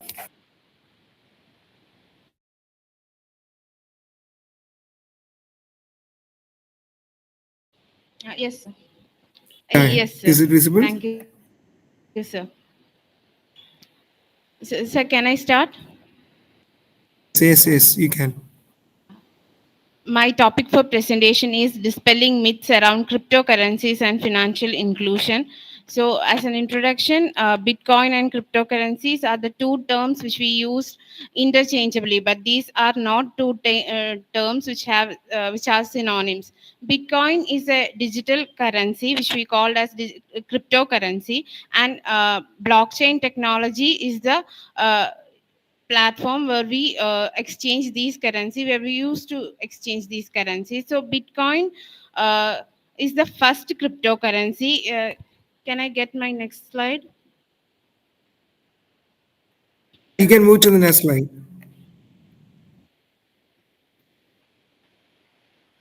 So it is invented by Satoshi Nakamoto. No one knows it's a real name or not. It's a pseudonym, Satoshi Nakamoto. Nobody knows that whether it's a person or a group or even a terrorist group. Nobody knows so much information about this. And as I already mentioned, Bitcoin is a virtual money derived from mathematical cryptography and conceived as an alternative to government-backed currencies. It Bitcoin not required any kind of bank, government, or any financial institution or intermediaries like PayPal or Paytm. Literally, we can say that we are transferring money from one wallet to another and without no intermediaries. So Satoshi Nakamoto, the so-called father of Bitcoin, he disappeared in 2011, right after 2-3 years of invention of Bitcoin. The reason is still unknown. So there are other coins which are we use, like Monero is there, Capricorn is there, and Ripple. There are so many other currencies which we use as cryptocurrencies, but Bitcoin is the first and the most popular currency. So the challenges that has created is, like, as of 2023, Bitcoin mining was estimated to be responsible for 0.2 percentage of world greenhouse gas emissions and to represent 0.4 percentage of global electricity consumption. Moreover, bitcoins are mined on specialized computer hardware with a short lifespan uh, that results e-waste. So that bitcoin it creates environmental harms too. The bitcoin scalability is another challenge. Bitcoin scalability means the problem refers to the limited capability of the bitcoin network to handle large amount of transaction data on its platform in short span of time. So that's another challenge. Bitcoin price fluctuates because it is influenced by supply and demand, investor and user sentiments, government regulations, and media hype. So exchange security includes measures to protect user accounts, secure storage of assets, the two-factor authentication, anti-money laundering act, KYC procedures, and adherence to regulatory standards. All these are there, but crypto exchange security is it's a challenge that face when people are investing in bitcoins. Now, moving on to the next slide, cryptocurrency is still in its infancy and is widely misunderstood, giving rise to a lot of myths being circulated around them. So, the moving on to the first myth. The first myth is that cryptocurrencies are mainly for illicit activities. This is a uh, widely this widely believed myth because of the reason that in the initial stage it was used for drug trade and human trafficking activities, because the bitcoin cannot be traced properly. So in the initial stage the situation was like that. No regulation, no interference, and no Nisha, ma'am. So sorry for interrupting. Ma'am, can you just move to the objectives of the study, ma'am? What's the major objective of this? So the major objective of the study is to dispelling the myths around cryptocurrency. So I'm going one by one myth. The first myth is cryptocurrencies are mainly for illicit activities, which is a myth. Actually, KYC procedures is there, and it is strictly with anti-money laundering act and all. So there is a chance to track what all are the transactions. So people believe that it's not, the possibility is not there to track the transaction. So first myth is that. And moving on to the second myth, blockchain is entirely secure and invulnerable to hacking. This is another myth. Blockchain provides more security features than the traditional database. That is true, but it is not invulnerable to hacking. Hacking is also possible in the case of blockchain too. And myth number 3 is that blockchain is not regulated and lacks legal framework.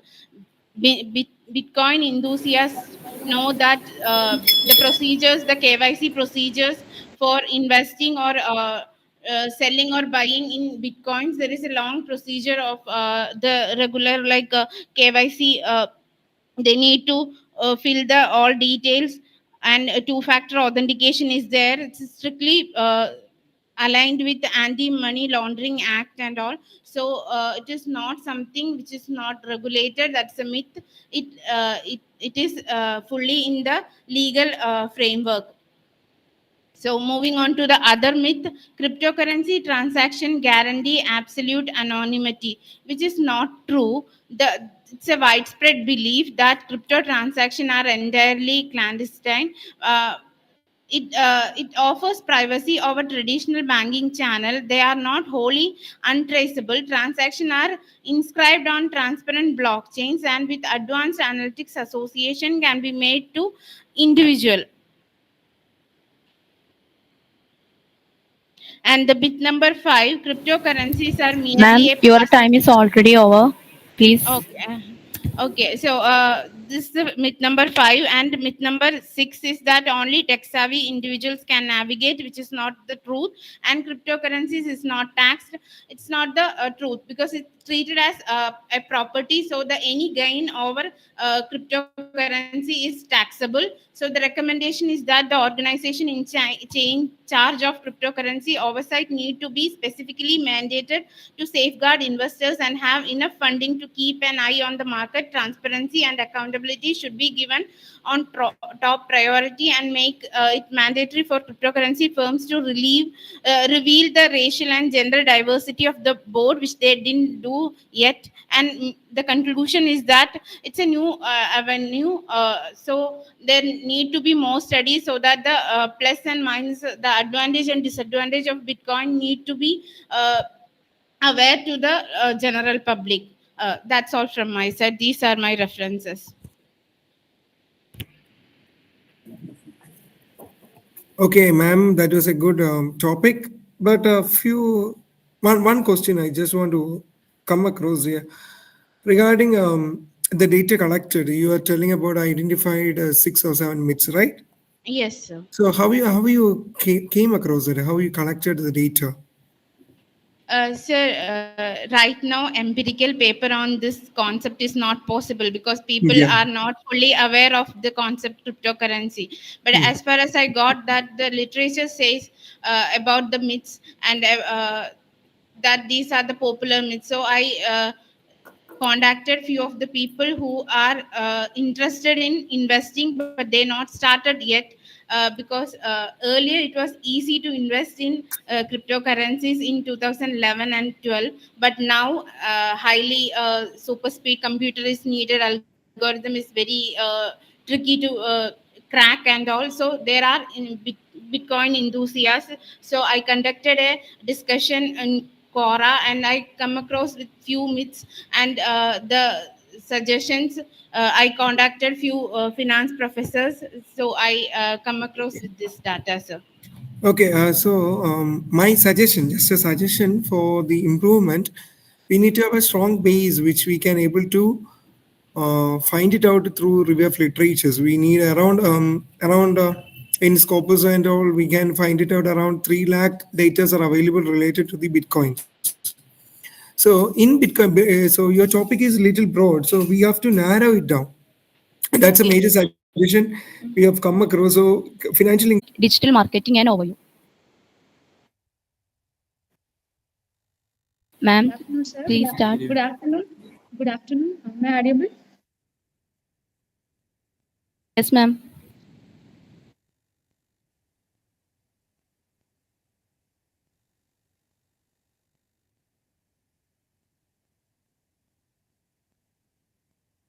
My PPT is visible.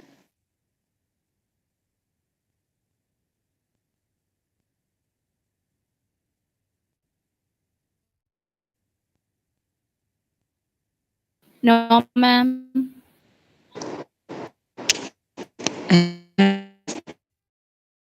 Your Google Meet is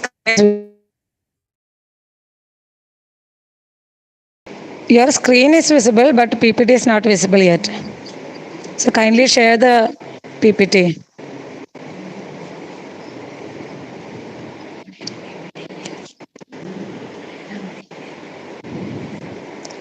Kindly share the PPT window. Ma'am, I will try. I'm sharing, ma'am, but it's not visible. I don't know what to do. Ma'am, your screen is visible. Okay. Fine. Now it's okay, ma'am. Not visible, ma'am. Please share the screen.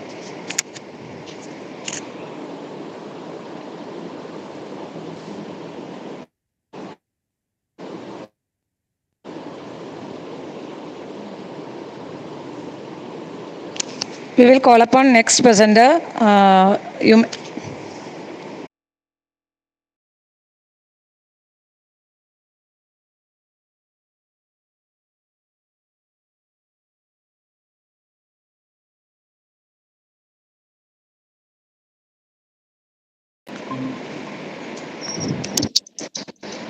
There's a black color in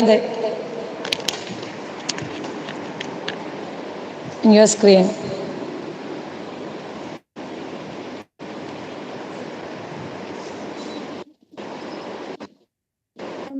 I will try to share again, ma'am. Then disadvantages is requires computer knowledge and social media handling skill. It is hard to gain customer trust. Not suitable for all type of business. There is very high competition and digital marketing. So these are the advantages and disadvantages of digital marketing. Then I uh, conclude that to summarize, digital marketing is the way to go for any business which hopes to capture global interest on its products. As such, digital marketing may not be easy to sustain, but with the emergence of social media tools such as Facebook or Twitter, organizations can still achieve the best. It is not necessary to struggle to have and place a website in order to have a web presence, but the tools can be effective and achieve this end. The parting note would be to have strong and reliable legal provisions that will make digital marketing beneficial to organizations that depend on it. Digital marketing never stands still. It's a field that always evolving with the new internet marketing trends like artificial intelligence and video marketing growing and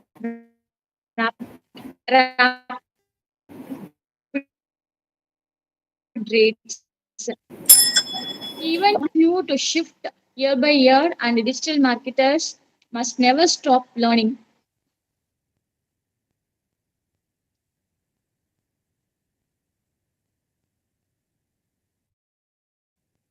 To provide significant expertise on the wide domain of sustainable finance and provide Kerala with actionable suggestions to grow the efficiency of its sustainable initiatives.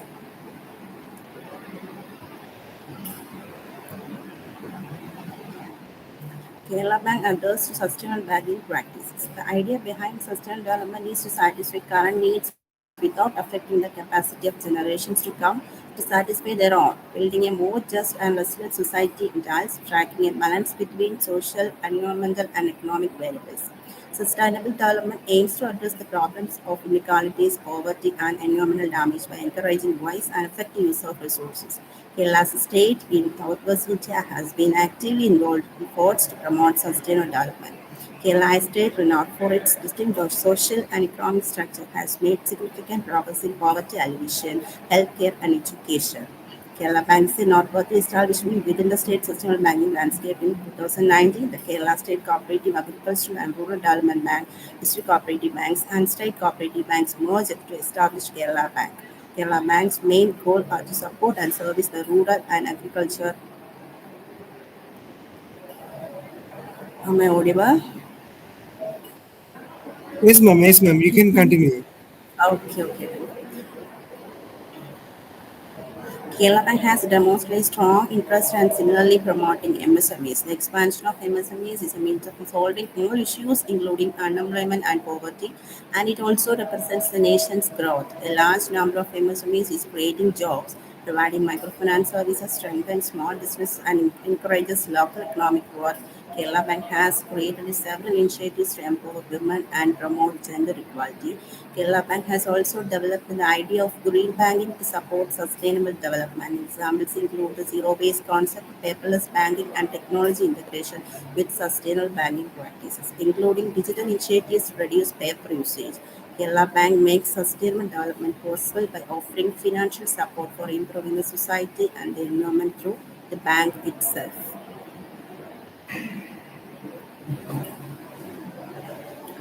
And concluding, the state's dedication to sustainable development is demonstrated by the Kerala Bank, which combines sound financial practices with environmental and social accountability.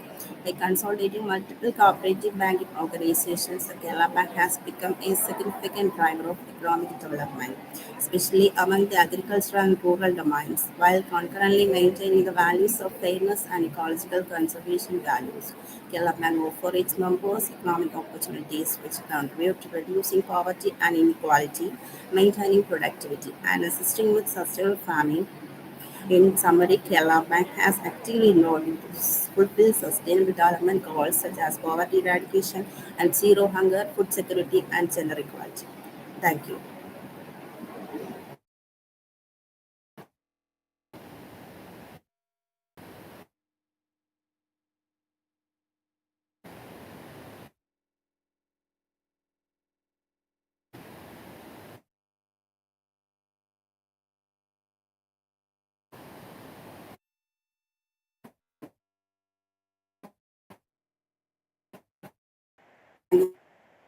Services are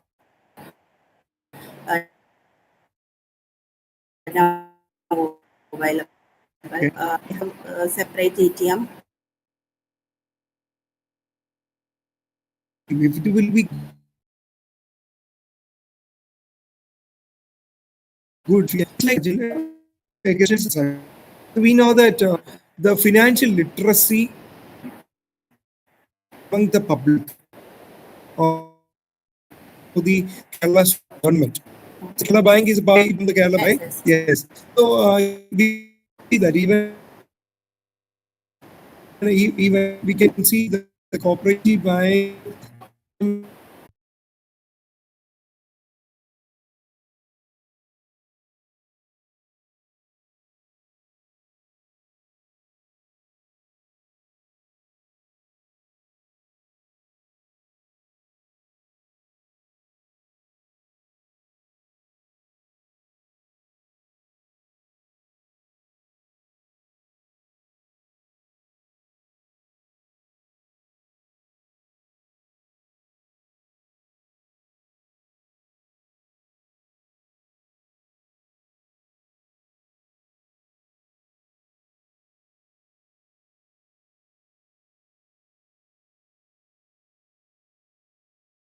So males usually they have demonstrated the commitment levels, that is they had a higher level of organization justice, and females had higher organization commitment, and hence it is proved that, I mean, from the study it is understood that lower levels of leaving. That is, females had higher commitment and lower levels of intention to leave when compared to men, and females feel more attached to the organization due to various reasons, like female employees, especially faculty or teachers working for educational institutions. They have more reasons, like economic reasons, to be continue with the same organization, and because comparatively women, they are into teaching. And on the other hand, we could see that males have higher organization justice than females, because there are some more chances to investigate, like we haven't studied the demographics, like whether age, marital status, education, and tenure has even much more impact on the intention to leave of the employees. And I think that should be an intense study to be conducted. And finally, I would like to say that women are more committed, and their intention to leave is comparatively less than to men. So this is what is my study states actually. Thank you for giving me this opportunity.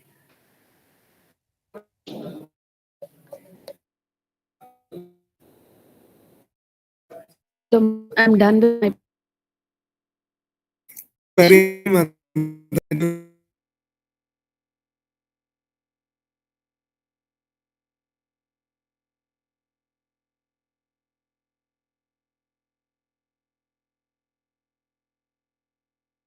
This is actually PhD study.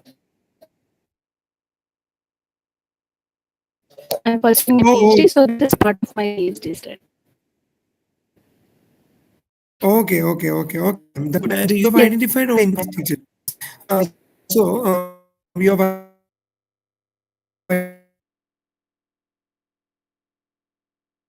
perfect. Thank Yes, you. yes, sir. Thank you for the time. Thank you. Next, Dr. That given a presentation. Shiva Priya ma'am.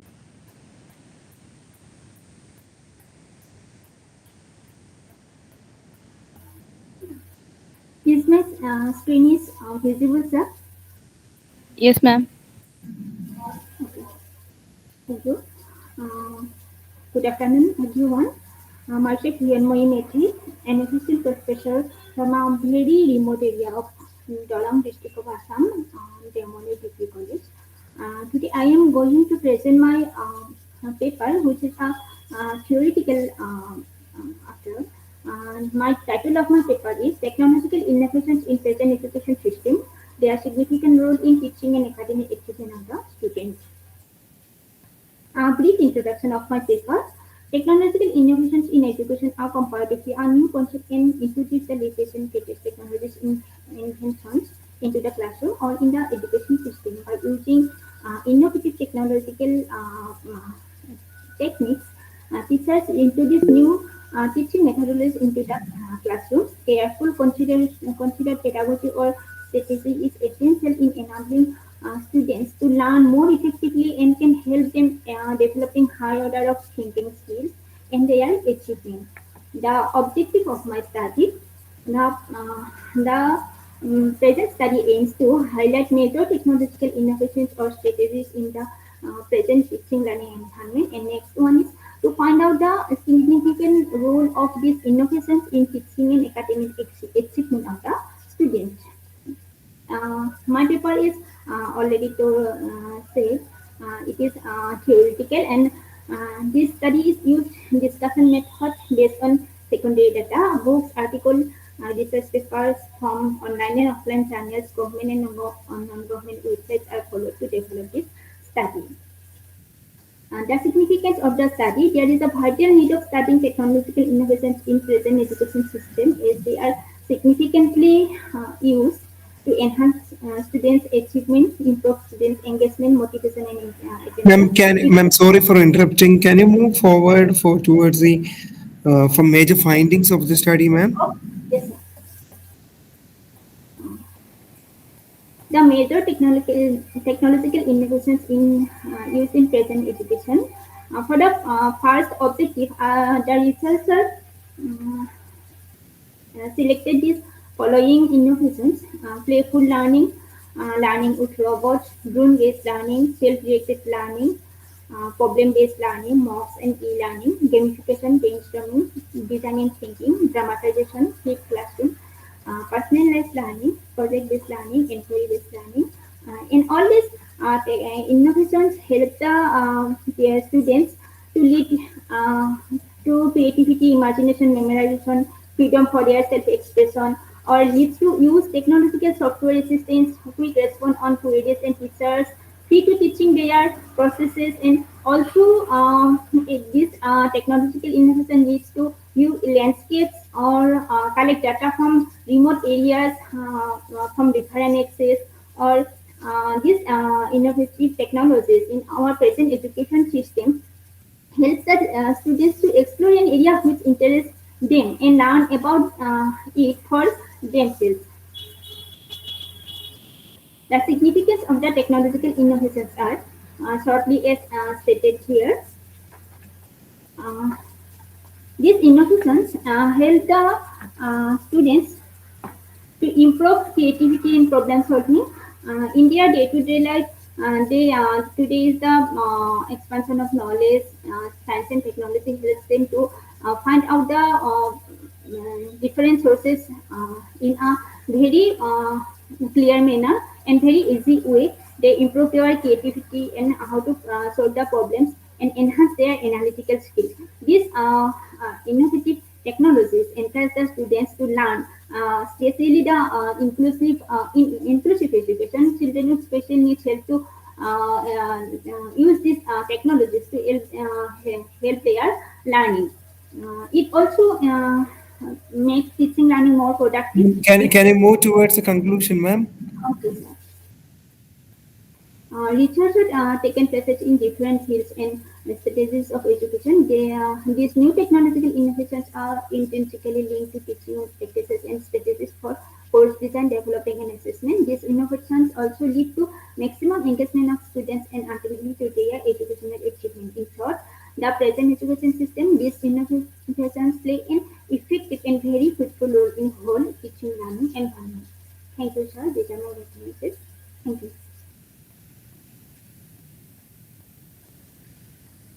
Thank you, sir. Thank you so much. And you're using the secondary data, right? Yeah. So little more additions and references need to be done so that you can improvise a little bit on the study. So technical innovation. Instead of that, you can narrow down to one of the major innovation that helped the education system. So during COVID-19, you have seen Yes, that sir. we all have moved towards online platform or hybrid mode. So how in that particular innovation, how it has helped during the COVID-19, or how it has helped the education system to grow during the time of that innovation. So if you can able to narrow down a little Yes, sir. bit so that you can able to have a good output in that. Okay, thank you. Yes, sir. Thank you, sir. Thank you, ma'am. Next, Dr. Thank you. Jaypa Sharma. Topic: Role of customer satisfaction on revisit intention.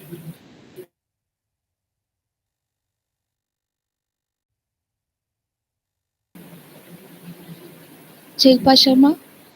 I think the presenter is not there. You can move towards the next presenter.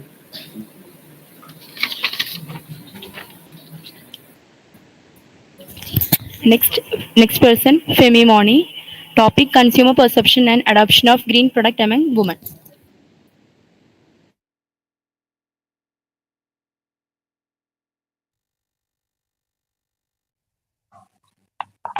Good afternoon, ma'am.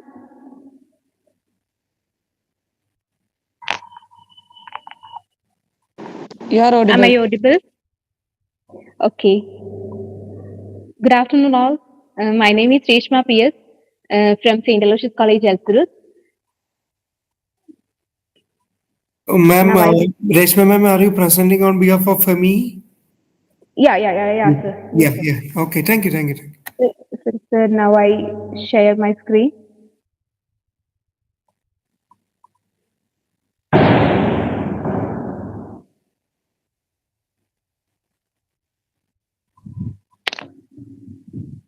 So is it visible? Yes, Ma'am, ma'am. yes, ma'am. Yes. Okay. Okay, good afternoon, all. My name is Reshma P.S. from St. Aloysius College, Elthuruth, and my co-authors Femi Moni from St. Aloysius College, Akshara N.A., Diya Snehal, and our topic is consumer perception and adoption of green products among women. Consumer perceptions and adoption of green products among women encapsulates the burgeoning area of study within the realm of sustainable consumer behavior, with women assuming pivotal roles in household decision making, understanding their perspectives on and adoption of green products becomes paramount.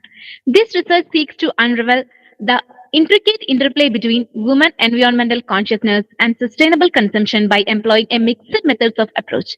By delving into the unique challenges and motivators shaping women choices in embracing eco-friendly alternatives, this studies not only contribute to academic discourse but also holds a practical implications for business and policymakers aims to foster a more sustainable marketplace tailored to the specific needs and perceptions of women. Statement of the problem. The study addresses the need to comprehend the nuanced factors influencing women perceptions and adoption of green products. With women playing pivotal roles in household consumption decisions, understanding the unique challenges, motivators, and barriers is essential for promoting sustainable consumer practices and tailoring effective strategies in the growing green product marketplace. These are the objectives of our study. Understand the level of awareness among consumers regarding green products and their perceptions of environmental impact of these products. Identify the barriers that prevent consumers from adopting green products and explore the motivators that drive their adoption. Evaluate the effectiveness of marketing strategies in promoting green products and influencing consumer behavior. Significance of the study. By focusing on women primary decision makers in household consumption, the study provides insights crucial for crafting targeted strategies to enhance the adoption of green products. Understanding women perceptions, motivators, and barriers contributes not only to academic understanding but also informs policymakers and marketers, guiding the development of effective campaigns and interventions.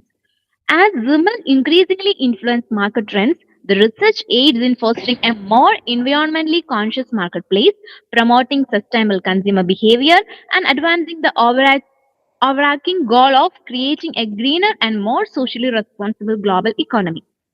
Research methodology. The research will employ a mixed methods approach, combining surveys and in-depth interviews. The samples will be drawn from various demographic backgrounds to ensure representation. Quantitative data will be analyzed using statistical tools, while qualitative data will undergo thematic analysis. The triangulation of findings from both methods will offer a comprehensive understanding of women perceptions and adoption patterns of green products, contributing to a holistic exploration of sustainable consumer behavior. Ma'am, can you just move to yes, Anna results? Okay. Okay. Uh, According to the data available to us, the table 1 shows Ma'am, the familiar which all tools you have used for analysis, ma'am? only percentage analysis, sir. Okay, ma'am. Okay. From the table 1, we can see that 67% of respondents are very familiar with green products. None of them unfamiliar with the concept. And table 2, it shows the various sources of information that provide about green products. The data depicts mainly from friends and family they got the information.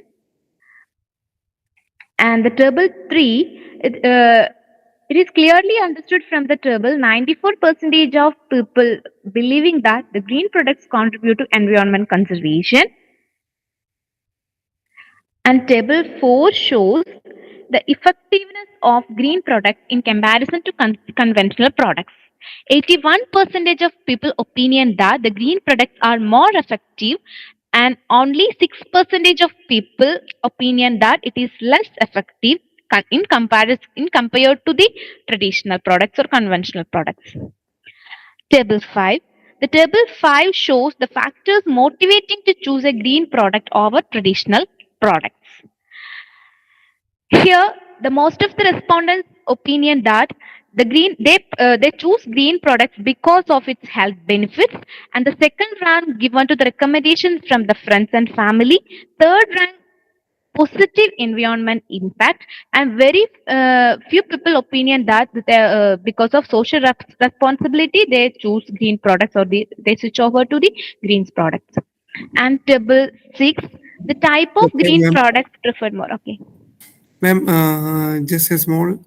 Yeah, was it over, ma'am? Can you just move to the conclusion, Okay, ma'am? two or more tables. Okay, sir. Okay.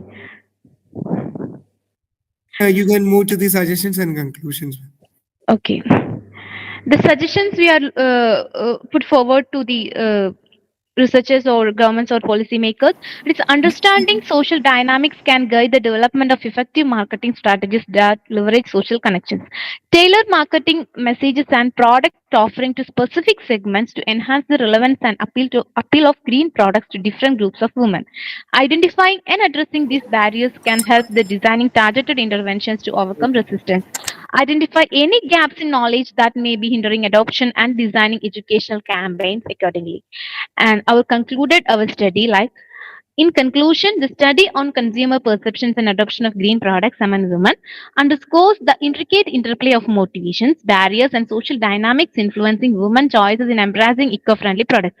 The finding emphasizes the importance of targeted marketing strategies that acknowledge the heterogeneity within the female consumer demographic, recognizing factors such as age, lifestyle, and socioeconomic status.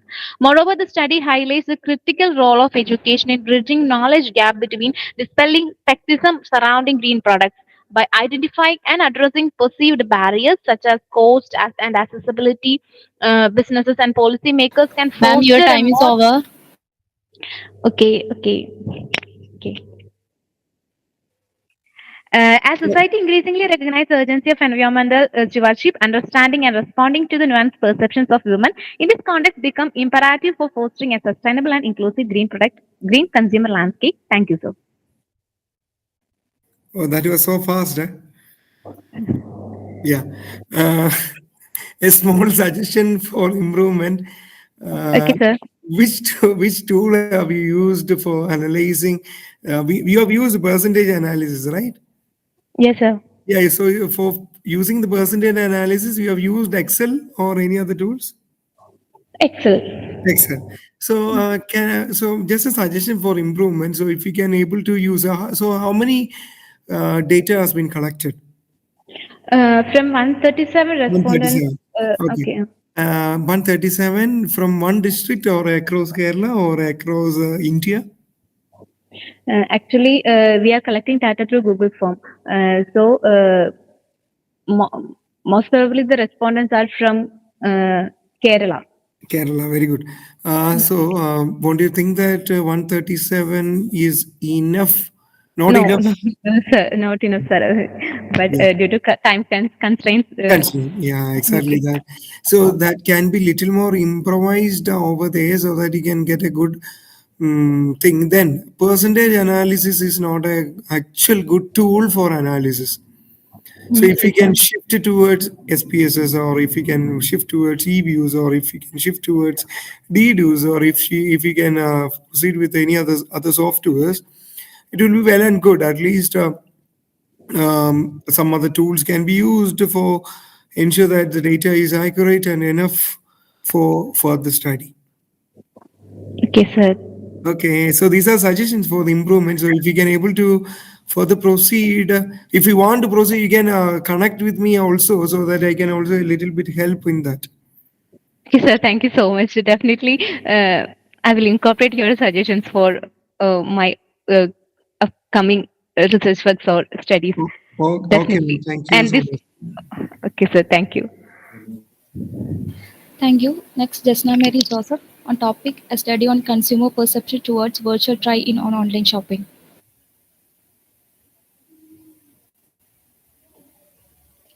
Good afternoon to one and all. Hope I am audible and my screen is visible. Yes, ma'am. Okay, my name is Jasna Mary Joseph and I am here to present my research article, a study on consumer perception towards virtual try-on in online shopping.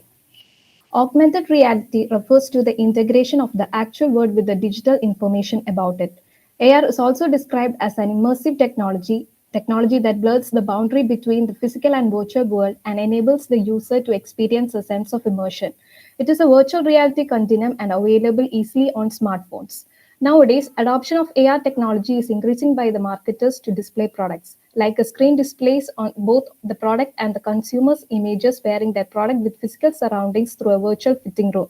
It enables to display product with real surroundings wherever the customer is through AR apps. Customers can try a product online before buying it with real surroundings wherever the customer is through AR virtual try-on app on smart devices. The present study focuses on the perception of the consumers regarding virtual try-on in online shopping. The scope of the study is to identify the perception of consumers regarding virtual try-on in online shopping. The study is restricted to 100 respondents taken from Ernakulam district. Objectives of the study to analyze the perception of consumers towards virtual try-on in online shopping. Based on the objective, the hypothesis is framed that there is no significant difference between gender and perception of consumers towards virtual try-on in online shopping. For the study, a sample of 100 respondents were taken through convenience sampling. Data were collected using primary and secondary sources. Primary data were collected using interview schedule. Secondary sources include published journals, magazines, books, and from various websites. The data collected were suitably Just ma'am, classified. Yes, sir. sorry for interrupting. Is there any PPT to show or? Yes, sir. Isn't it visible? No, not yet. Okay. I shall share it once again, my screen.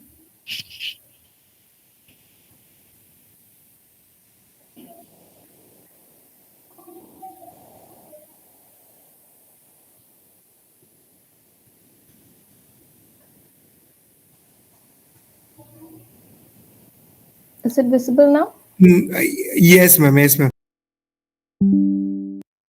With government employees.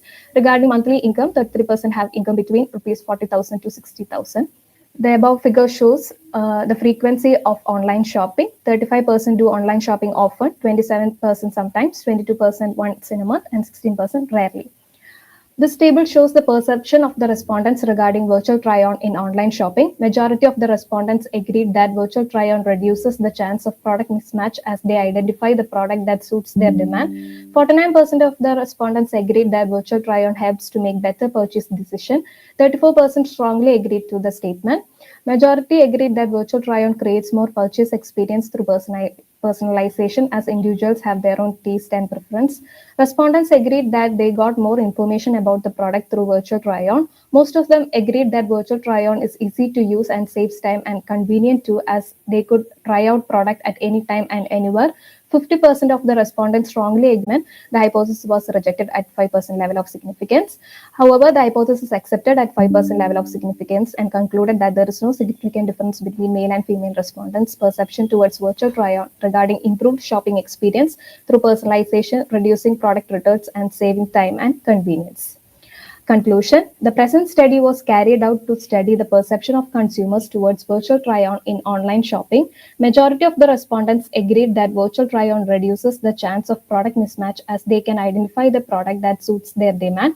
It helps them to make better purchase decision and provides more clear information about the product. It also saves time as they can try out the product anywhere at any time, and it is a sort of entertainment too. Thus, virtual try-on creates an improved shopping experience through personalization and provides real-life shopping experience to the consumers. This is all about my seminar presentation. Thank you. Yes, Jasna ma'am, that was an eye opener for all the listeners. But the virtual reality, the AI. So, have you visited the website of Lenskart? Yes, sir. Yes. I am a member too. Yeah, very good. And don't you think that it is already been adopted in all these areas? So, what is your contribution, additional contribution towards this field? What is a major additional contribution? So many of them hesitate to use virtual try-on as because of the data privacy. When many of my friends also is reluctant to use this virtual try-on because they are scared to upload their photos in their sites. But apart from that, it is a very good opportunity in the field of e-commerce because it reduces the gap between the offline store and the online store. Okay, so how you collected the data? Through interview schedules, sir, because the study was conducted among the respondents who already used, who have Exactly. used. So people who are using this kind of softwares, or if you're using this kind of virtual reality, can only be responded. Good. Yes. So can you, if you can able to increase the sample size a little more, I think your sample size is 100, right? 100, sir. Yes, But my exactly. study is very limited to the perception. It Okay. can be furthermore studied in different aspects too, especially their satisfaction and also whether they have encountered any problems while using these virtual reality apps. Okay, so that will be good if you can add on to that area also, so that it will be helpful for the readers to know that whether these kind of areas are there. So a little more improvisation is required in the little more suggestions. Okay, if you can imbibe on that, Yes, sir. yeah. So if you can able to imbibe on that also, it will be well and good. And don't limit this study, and we can publish it. Publication is Yes. really important. Yes, sir. Thank you. Okay. Thank you, sir. Thank you. Next, Dibyendu Banik. Topic: Role of e-banking on customer satisfaction and enlightening the total banking automation in Indian banking industry. Am I audible? Yes, sir. Okay.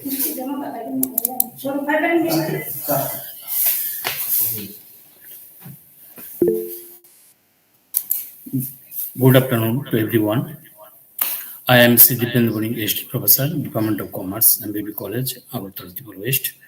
My today's presentation topic is role of e-banking on customer satisfaction and enlightening the total banking automation in the Indian banking industry and analytical study. Actually, banking approach has two sides today. One is traditional approach, traditional banking, and is e-banking. Banking as a part of financial sector plays a vital role in the development of a nation's economy or sustainable development like India. So Indian banking institutions have adopted the e-banking strategies and services which has a major influence on customer satisfaction, commitment, and loyalty. Nowadays, total banking automation in India is increasing due to e-banking functioning and services. So, first of all, traditional banking means what? Traditional banking means a range of services offered by financial institutions like deposit acceptance and lending of money, etc., etc. But e-banking, it is also known as virtual banking, and in this e-banking attitude, the total Sir, sorry transactions. for interrupting. Can you move towards the objective of your study, sir? Yeah. Later on. The total, my main objective of this study is to understand the concept of electronic banking and to investigate the state of financial innovations in Indian financial sector and to chalk out the obstacles in electronic banking and to explore the opportunities and prospects in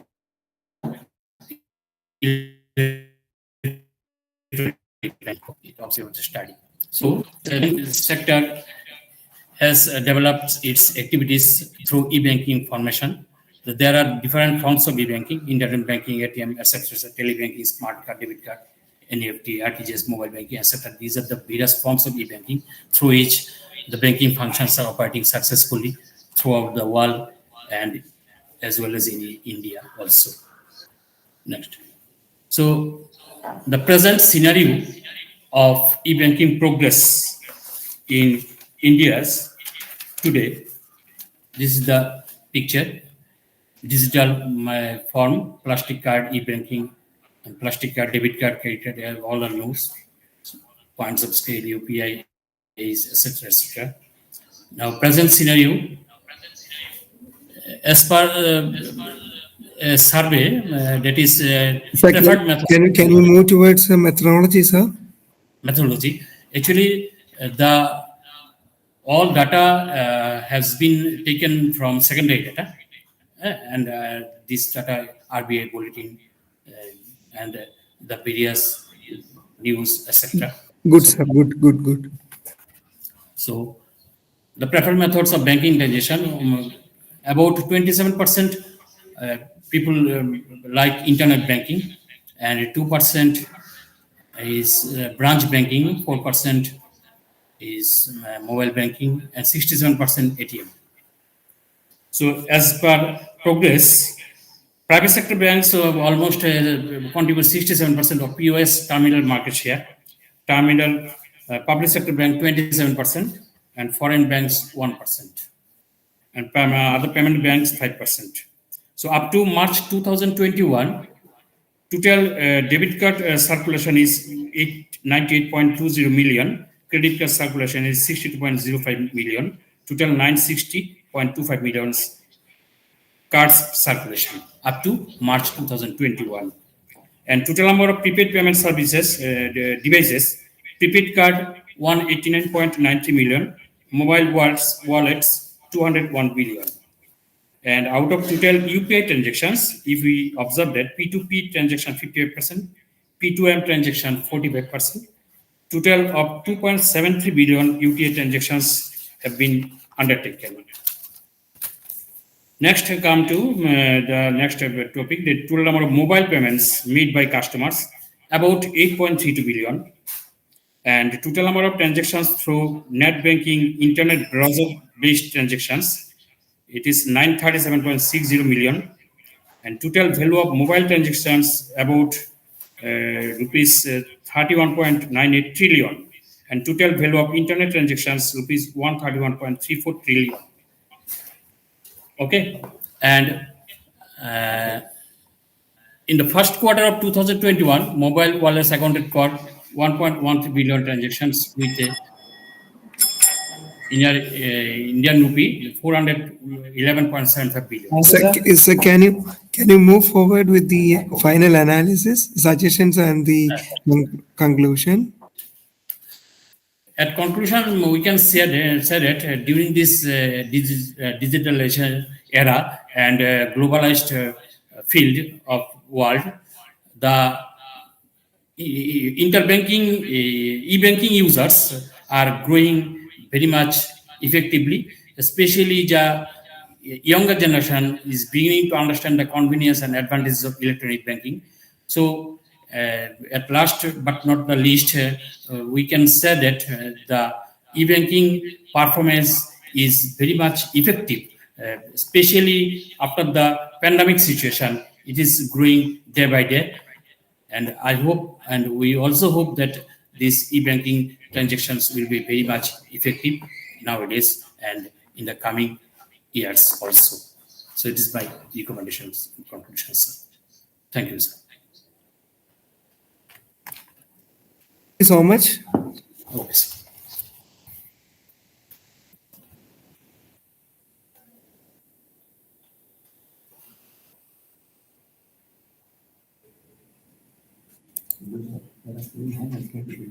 Ma'am, you can proceed with the next presenter, ma'am. Okay, next, Mr. Bharat S. Topic Progress on Sustainable Development Goals in India. Bharat S., are you here? Okay, we move on to the next person.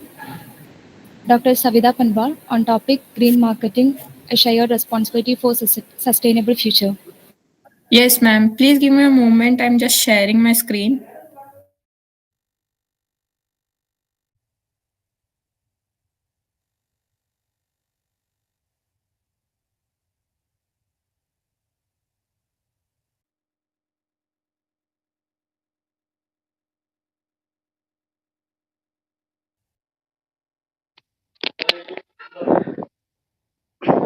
Hello, good morning, good afternoon, everyone. Today, with the students of Manipal University, going to present a presentation on green marketing. Today, me, Parul, and my partner Neha Rajawat going to present it. Content of the first we'll starting from the introduction part, then the party's role working together, the marketer's role, the customer role, and the government role. And we'll go from core with the future trends and the conclusion part. Introduction. In an era where environmental consciousness is paramount, green marketing emerged as a pivotal strategy that transcends traditional business paradigms.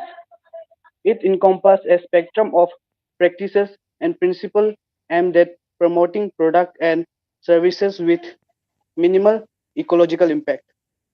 As our world grapples with environmental challenges, businesses are increasingly recognizing the imperative to integrate sustainable practices into their operations. Green marketing serves as a catalyst in this transformative journey, aligning corporate strategies with environmental responsibility. Beyond mere profit motives, it reflects a commitment to societal well-being and a proactive responsible to preference of an eco-conscious consumer. Yes. In this presentation, we will delve into the multifactorial reason of green marketing, exploring its benefit and the indisciple roles it plays in shaping a sustainable future. The marketer's role.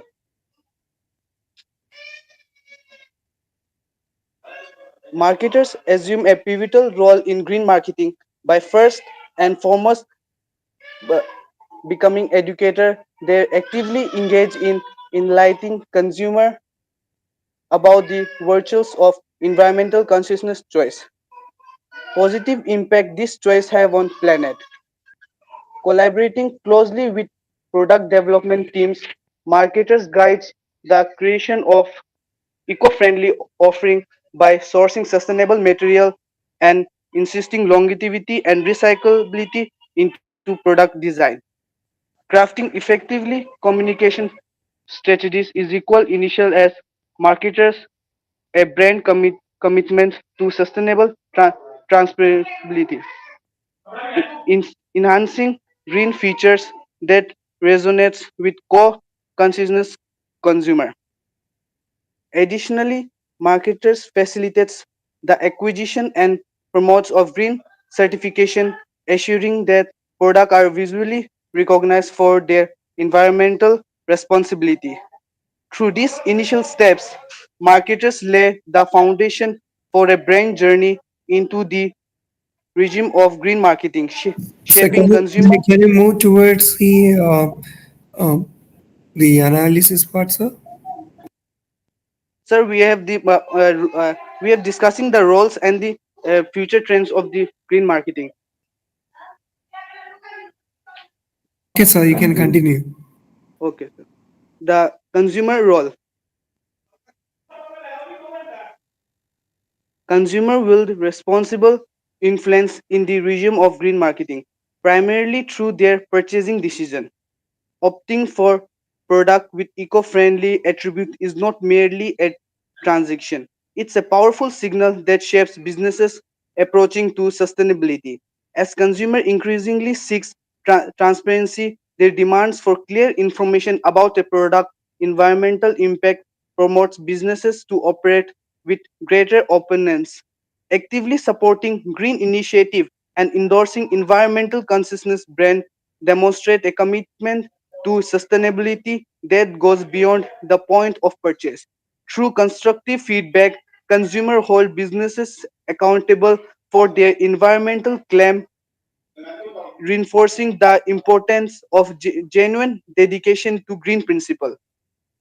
Additionally, consumers can serve as advocate for broader environmental changes, influencing others and contributing to collective push for a greener and more sustainable marketplace.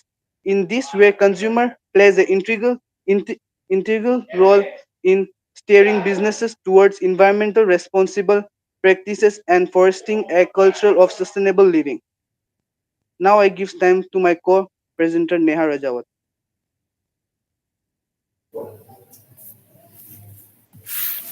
Good afternoon, everyone. Now I will start from the government role. Government play an important role in shaping the landscape of green marketing through various strategic initiatives like establishing regulatory framework, incentives and subsidies, environmental standards, public awareness campaigns, and research and development funding. The future trends of green marketing has various noteworthy trends on the horizon. The first is circular economy practices, the technological innovations, the regenerating agriculture, climate positive products, green finance, and investments. These trends suggest a future where businesses not only prioritize environmental responsibility but also leverage innovations. In conclusion of this presentation, this shows that green marketing play an important role in the field of sustainability and responsible future. From the consumers' influential choices, proactive measures taken by businesses, and the support of the government. Thank you.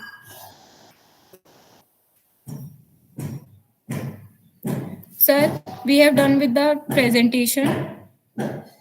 Thank you so much. Thank you so much. Thank you, sir. Thank you, sir. Next, Umadevi P. Topic: Role of extracurricular activities in academic success of students.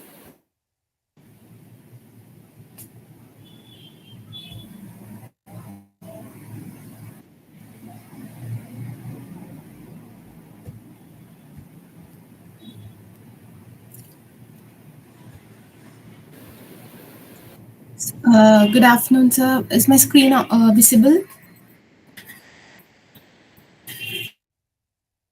Yes, ma'am.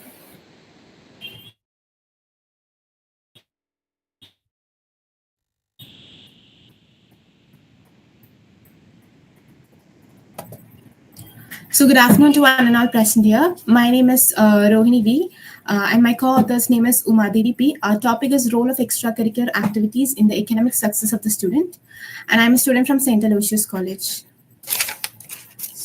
So the introduction, extracurricular activities are widely regarded as an essential component of a comprehensive education. Beyond their inherent benefit for promoting social skills, physical well-being, and personal development, there's growing evidence that involvement in extracurricular activities is strongly associated with academic achievements because they foster the development of critical skills, increase motivation and engagement, and promote social and development of critical skills. Extracurricular activities are beneficial for the academic performance. However, based on the nature of activity, the duration, and the unique qualities of each student, the precise impact of extracurricular activities can change. So, in order to better understand the intricate relationship, this study will examine various mechanisms by which extracurricular activities might improve academic achievements as well as factors that may affect the type and intensity of this association. So the statement of the problem. The central problem of our study aims to address how extracurricular helps in the academic success of students. So schools may promote students' performance both inside and outside of the classroom by encouraging well-rounded involvement in high-quality extracurricular activities. Beyond the measurable academic progress, extracurricular activities foster critical abilities like problem solving, teamwork, communication, and time management, all of which are necessary for the academic success. So despite all these provisions, there is a gap in understanding how these activities help the students in their academic achievements. The objectives of the study are as follows: to assess whether the engagement in extracurricular activities helps to improve the grades of students, to identify the factors moderate the relationship between the extracurricular activities and academic achievement, to assess how extracurricular activities influence student engagement and motivation in learning. The scope of the study is limited to the Thrissur Corporation and is further refined by focusing on specific types of extracurricular activities or academic outcomes, or by investigating potential moderating factors like student engagement or quality of extracurricular activity programs. The study might also explore the potential mechanisms through which extracurricular activities influence academic achievements, such as skill development, increased motivation, or improved social and emotional well-being. So the research methodology is both descriptive and analytic in nature. For the purpose of the study, both primary and secondary data were used. However, secondary data was used to supplement the original data, and primary data was used extensively. Incorporating a quantitative approach, the research methodology uses a survey questionnaire to gather the information from a sample of 113 form students of various educational institutions from Thrissur corporations. So convenient sampling was used to gather the primary data. The primary data is supported by secondary data that is gathered from books, journals, and other published resources. So the results and discussions are as follows. Demographic profile was categorized into three: the gender, age, and education. There was 41.59% of male, 58.41% of female, and the age group was between 16 to 18 was about 19%, 29% between 18 to 20, 41% between 20 to 22, and 11% from 20 to 24. The education was divided as 19% of plus 2 students, 41% of bachelor degrees, 24% of postgraduates, and 16 others. So the skills acquired through extracurricular activities. The table shows the skills acquired through extracurricular activities. Of the various skills, problem solving skills ranks first and also helps to boost confidence among the students. It's ranked second. Apart from these, are the other skills required through extracurricular activities are time management, opportunities for collaboration, and improving mental health and physical health, which was ranked accordingly. The impact of extracurricular activities in developing skills. The interpretation of the results shown in the table indicates that extracurricular activities play a valuable role in academic success by developing essential skills, boosting engagement and motivation, and supporting social and emotional development. Now, testing of the hypothesis. So there is no significant increase in grades of students who are engaged in extracurricular activities. But the interpretation made here is that the t-test at level of significance at 5% rejects null hypothesis since p-value is 0.021905. So as a result, there is significant increase in grades of students who are engaged in extracurricular activities. The factors that can moderate the relationship between extracurricular activities and academic success, that the specific impact of extracurricular activities can vary depending on the type of activity, the amount of time spent, and the individual student characteristics. So the suggestions from the study are: create a realistic schedule that allocates dedicated time for studying, completing assignments, attending classes, and participating in extracurricular activities. Use planners, calendars, or scheduling apps to stay organized and track progress.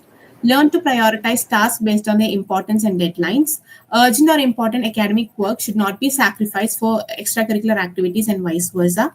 Implement strategies like Pomodoro technique to maintain the concentration and avoid burnout. Engage actively with your learning material by taking notes, summarizing key points, and practicing what you learn. This will help to retain information better than passive studies. Moving on to the conclusion, ECAs play a valuable yet complex role in student academic success. By understanding the mechanisms of impact, addressing potential challenges, and promoting well-rounded participation, we can maximize the potential of ECAs to contribute to the holistic development and academic achievement of all students.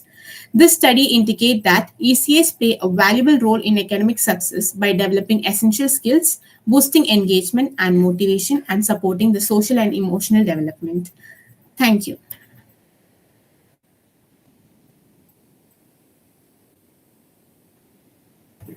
Yes, thank you, Dogini ma'am, for the wonderful presentation. And a few suggestions for improvement, like the data which you have collected is 100 respondents, right? 113 respondents. 13, yeah. So you are collecting the data from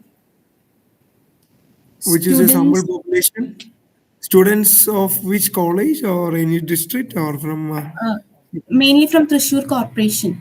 Various institutions from Thrissur Corporation. Okay. Well, what is the student strength in that particular cost, Thrissur Corporation? It depends, sir. It depends. What's the population size? Any idea? Not really. Not really. So wasn't the size enough for your study? Maybe a little more to be. A little more. Let's assume that in Thrissur Corporation around 50 lakh students were there. Okay. So we need to go for an analysis, which is very much required for that. So analysis also, then try to go for. So are you doing it alone, or is it supported by any other teachers? Yes, ma'am. Uma, My ma'am is there. Oh, okay. So you can get the guidance, and so if you can little more work on it, and it can be a good output. You can generate a good output from it. Thank you. okay, sir. Thank you, sir. The next presentation is by Sudesh Devi. Topic: An impulsive buying behavior among customers in the social commerce environment.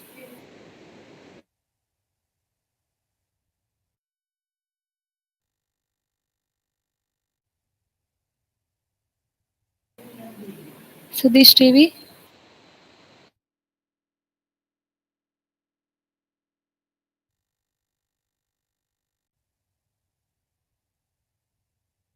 I think we can move forward now. Okay, then we moving to next person. Vireshma. The topic: Analyzing trends and evolution in cybersecurity and resilience research. Good afternoon, ma'am. Am I audible, ma'am? Yes, ma'am. Yeah, okay. Ma'am, is my screen visible? It's visible, ma'am. Yeah, okay, ma'am. A very good afternoon to one and all present here. I myself, Rishma, research scholar from the Department of Economics, the Gandhigam Rural Institute, Tamil Nadu. I, along with Pradesh K and Suraj KR, is presenting a paper titled Analyzing the Trends and Evolution in Cybersecurity and Resilience Research, a Bibliometric Study. As we all know that in the 21st century, we are often depending on the internet for most of the resources, as such as data and information. This has leads to an increase in the cyber threats and also the risk. That is, we have shifted from a small scale financial breaches to a highly structured state. This has led to an increase in the concepts of cybersecurity as well as cyber resilience. But cybersecurity, where we can say that it is just an approach in order to protect the individual or the organization's data, at the same time, cyber resilience, which goes beyond the conventional cybersecurity, as it also helps to adjust, recuperate, and continue carrying out critical operation following an assault. So, hence, in this current scenario, we know that this cybersecurity and cyber resilience is one of the most important concepts. Hence, our study is intended to analyze the cybersecurity and resilience research literature with the help of a bibliometric study. As we know, the bibliometric technique, which has its root in the library and information science, which mainly depends on or which mainly analyzes the quantitative data of a particular research paper, which has been coined by Pritchard in the year 1969. So these are the research questions which we intended to answer in our research paper. What is the publication yearly trend in the cyber security and resilience from the year 2008 to 2022? Then which journals are the most productive journals? Which are the documents which are most significant impact? Which countries produces the most work related to this field of research? Which institution produces the more? And what are the basic themes which has been developed based on the author's keywords? And coming to the objective of our study, the main objective was to gain understanding about the current status and growth of academic research on cybersecurity and resilience. And the second objective was to determine the key domains that have been related to the area of cybersecurity and resilience. So this has been the methodology which we have been adopted. As we all know that for any bibliometric study, the first one is to selection of a topic, that we have selected the topic as cybersecurity and resilience, and we collected the data. That is collection of the data. For database we used was Scopus, and the keywords that we use in the title, abstract and keyword, that is cybersecurity and resilience, which appeared in the title or abstract or keyword of a particular articles has been included in our study.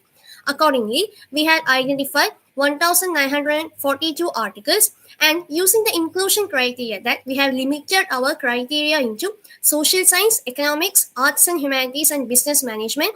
Then in the document type, articles, books chapter and review, and yearly we have reduced to 2006 to 2022. As a result, we have identified 226 articles which are related to this particular field of study.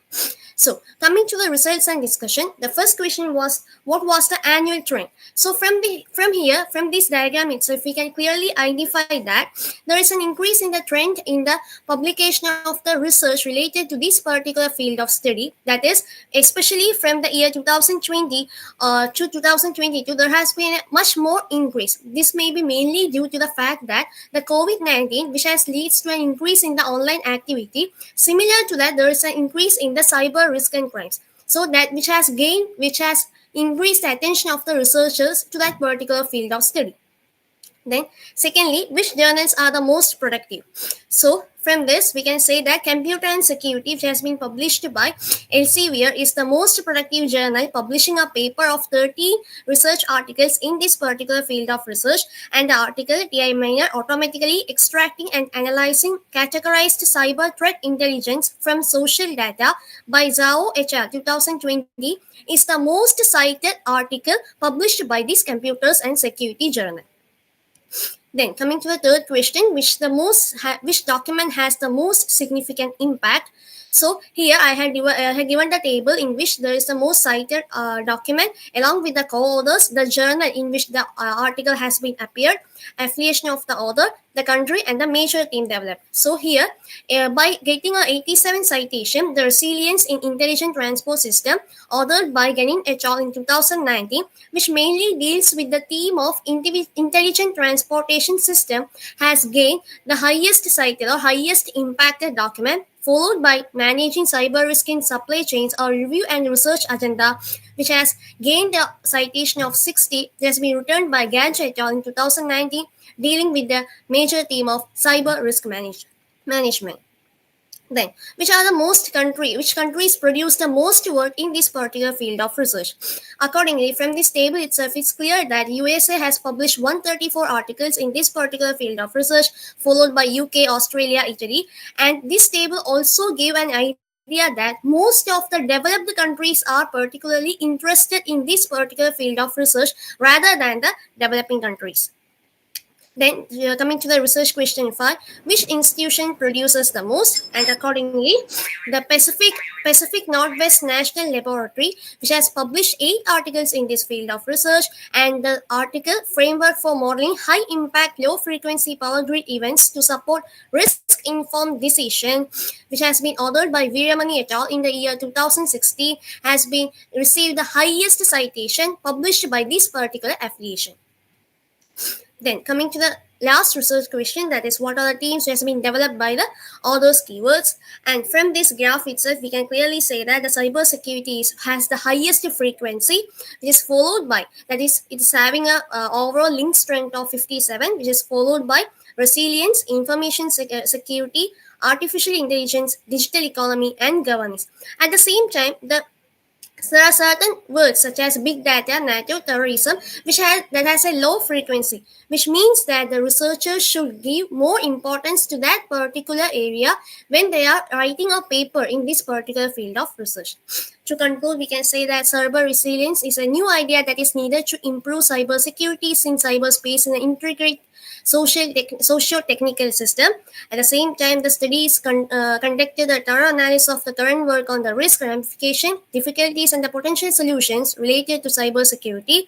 So we are also saying that there is one of the major limitations which we had done in a research paper is that we had only extracted the data from the Scopus database. So further, in the future, we can often expand the study into other data by taking the data from other databases such as Web of Science and all, which will give you a more clear idea about the current status in this particular field of research. Thank you.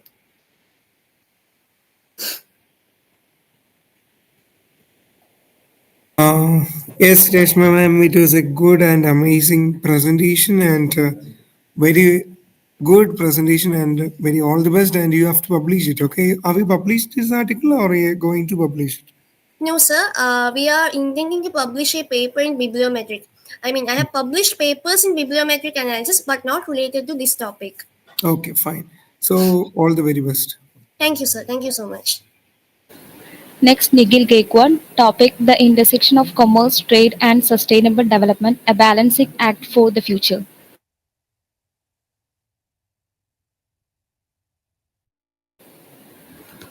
Nikhil Kekwan.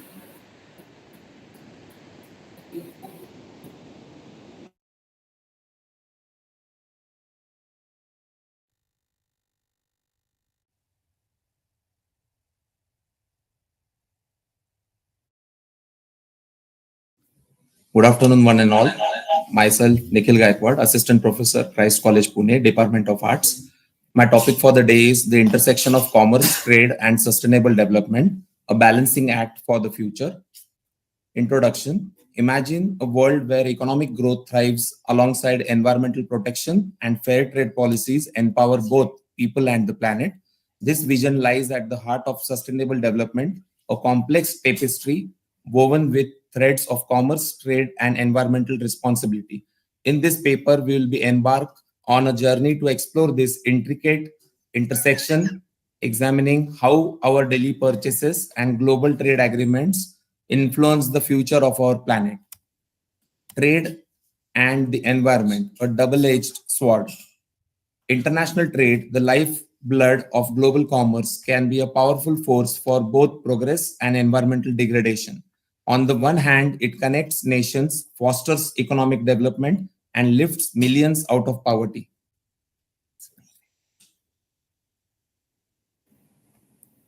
Sir, the screen is not visible.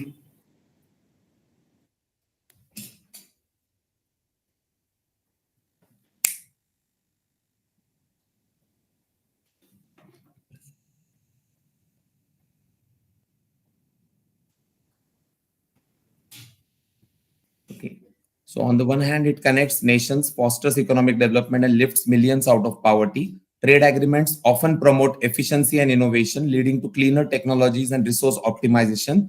Imagine solar panels produced in China, powering homes in India, or energy efficient appliances manufactured in Germany, reducing the carbon footprints worldwide. However, the flip side of the coin reveals the dark underbelly of trade's environmental impact. Unsustainable production practices fueled by cheap labor and lax environmental regulations can lead to deforestation, pollution, and resource depletion.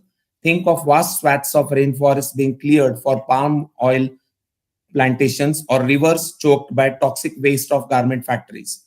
Now, if we move forward to the trade's impact on people, which is a matter of ethics, the human cost of unsustainable trade practices is a stark reality. Workers in developing countries often toil in unsafe conditions for meager wages, denied basic rights, and fair treatment. Child labor, forced overtime, and gender discrimination are just a few of the ethical concerns that plague certain sectors of global trade. Trade agreements can also exacerbate these issues by prioritizing profit over people. A focus on the short-term gains can lead to the exploitation of vulnerable communities and the erosion of environmental and social safeguards. Imagine a trade agreement that allows for the import of unsustainably produced goods, putting local businesses with ethical practices at a disadvantages. Now, looking at some of the case studies where lessons were learned from the real-world trade stories. First one is the fair trade movement, where the grassroots initiative empowers the farmers and artisans in developing countries by promoting fair wages, sustainable practices, and ethical sourcing. Their story exemplifies how trade can be a tool for social and environmental upliftment. Second is the palm oil industry, where the rampant deforestation driven by palm oil production serves as a stark reminder to the destructive potential of unsustainable trade practices. This case highlights the urgent need for stricter regulations and responsible sourcing of practices. Third one is the European Union's Green Deal, where the ambitious plan showcases how trade policies can be used to incentivize sustainable practices and promote environmental responsibility. It demonstrates how trade agreements can be rewritten to prioritize both economic and environmental goals. Lastly, the promoting sustainable commerce, where a call to action needs to be given. Policy reforms are foremost, where governments can implement stricter environmental regulations, enforcing fair labor standards, encouraging sustainable trade agreements, and prioritizing the well-being of people and the planet. Incentives for businesses need to be given, where the tax breaks and subsidies and green procurement policies can incentivize companies to adopt more sustainable practices and source them responsibly. The power of consumers. By choosing eco-friendly products, supporting ethical brands, and demanding transparency from businesses, consumers can wield a powerful influence towards sustainability. The role of NGOs and international organizations also play a very vital role in incentivizing the groundwork which is needed for this. Now, the challenges and barriers which are needed for these are paving the road to sustainability. First is lack of political will. You need a very powerful and vested interests often prioritize short-term economic gains or long-term environmental and social considerations. Economic disparity is one of the fundamental things where developing countries struggling with poverty find it harder to implement stringent environmental regulations and enforce the labor rights. Consumer knowledge gaps. Many consumers lack awareness of the environmental and social impacts of their purchasing choices.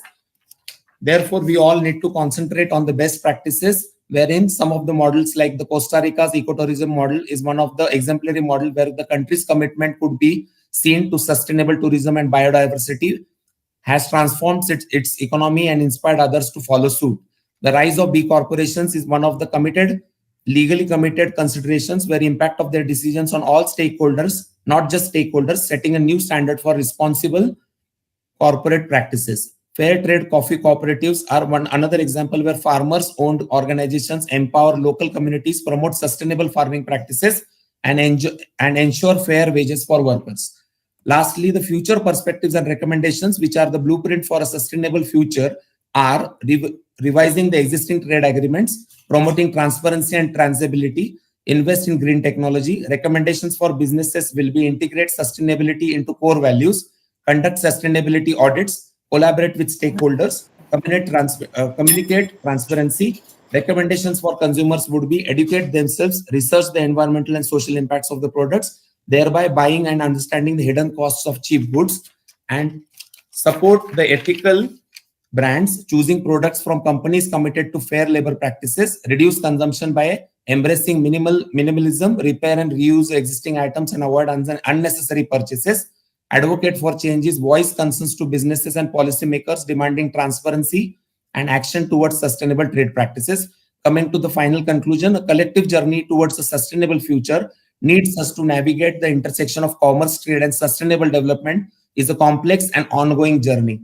It requires a collective effort from governments, businesses, and consumers to prioritize the well-being of people and the planet, not just short-term profits. By embracing sustainability principles, implementing effective policies, and making informed choices, we can forge a future where trade empowers communities, protects the environment, and ensures a brighter future for generations to come.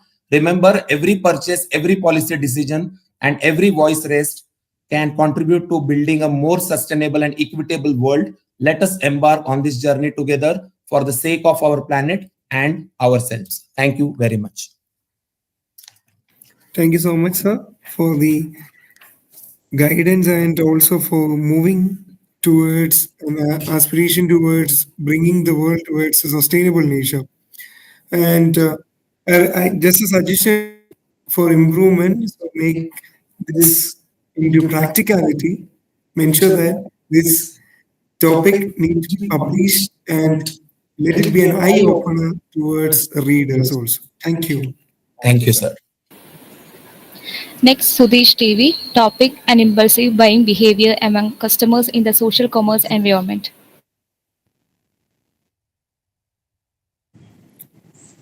Ma'am? Yes, sir. Hello, madam. Hello, sir. May I start? Sure.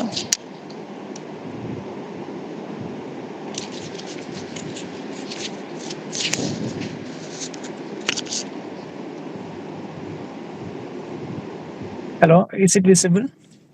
Yes, Yes, sir. sir. Yes. Okay, sir. Let me start my presentation. First of all, sorry for the interruption because due to the centralized evaluation camp, I couldn't able to make the PPT. So I want to move on this Word file of the full article. So may I start? Yes, sir. Okay. Myself, Sudesh TV, Assistant Professor from Srinarayana College, Alathur in Palakkad district. My topic is a study on impulsive buying behavior among the customers in the social commerce environment. As a part of introduction, I want to say a few words about impulsive buying behavior. Impulsive buying behavior brought about a change in the customer's attitude, preference, intentions, and decisions regarding the purchase of a product. Social commerce also have a higher impact while using the network sites such as Facebook, Instagram, and Twitter in the context of e-commerce transaction. It allows customers to engage in social interactions and form peer groups. Uh, Regarding the scope of study, the study will be helpful in understanding impulsive buying behavior of customers in social commerce environment. It covers customers of all categories, covering gender with different age groups and income levels from student level to professional level also. So customers of Ilapulli Panchayat in Palakkad district, Kerala has selected for the study. My objectives are to study the role of social media on impulsive customers buying behavior, to find out which social media platform have the customer preference, to determine the factors that influence the customer's impulsive buying behavior, to examine the level of satisfaction regarding impulsive buying behavior. Regarding the methodology, the population of the study is Ilapulli Gram Panchayat in Palakkad district.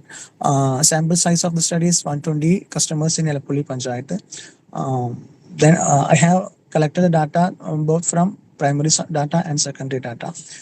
Regarding the data collection, tools for data collection, I have used simple percentage and tools for used analysis are simple percentage analysis and weighted ranking method also.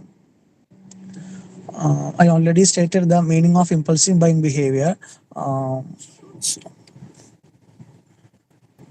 Regarding my analysis, these are my analysis I used for my study. Especially weighted ranking and simple percentage analysis are the basic tools I have used for the study. Due to time constraint, I would like to move my findings.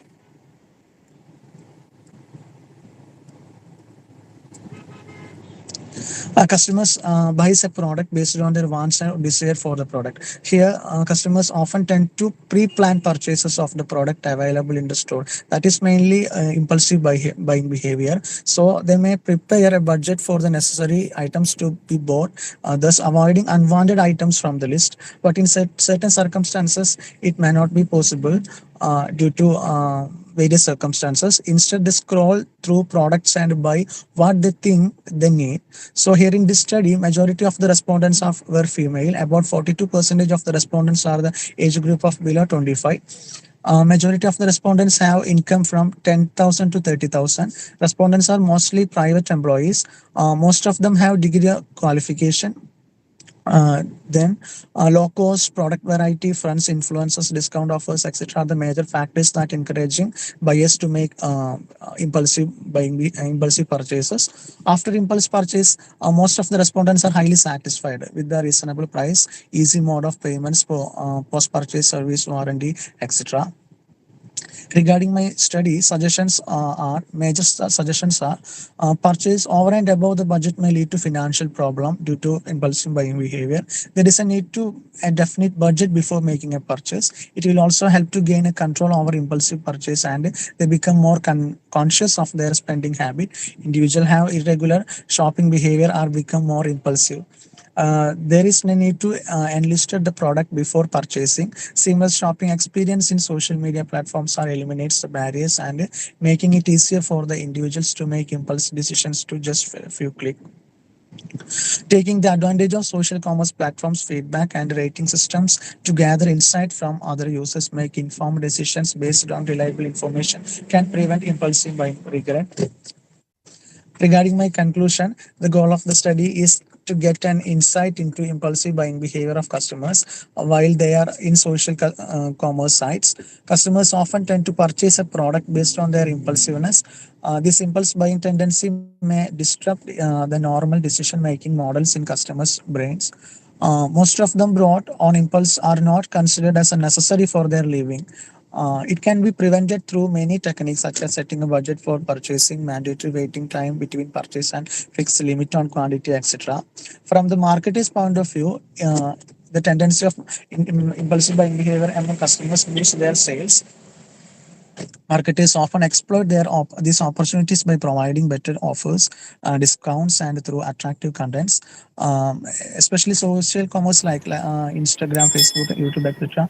It's also on an online platform for the purchase and sale of the product. Advertisements also has an direct influence while making impulsive buying behavior. Convenience and immediacy of the transactions contribute the impulsive buying behavior as a consumer can make purchase impulsive without having to leave the platform or engage in lengthy decision making process. Reduce the use of such social commerce sites that helps to reduce such toxic impulsive buying behavior which negatively affect our financial position. Deviate your mind to health activities such as yoga, book reading, drawing, and exercise, etc. That helps to reduce stress, anxiety, and create healthy environment.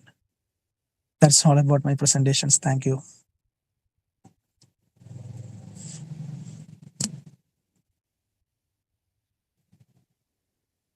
Thank you, sir, for the wonderful presentation. Thank you, sir. Thank you. Mr. Bharatas and Dr. Jaipal Sharma, is there anyone ready for the presentation?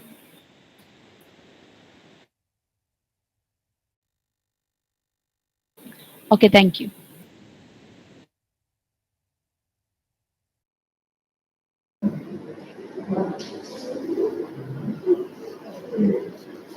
Thank you so much, everyone. Now, I would like to invite Victor Sir, Assistant Professor of Christ College, to conclude the session.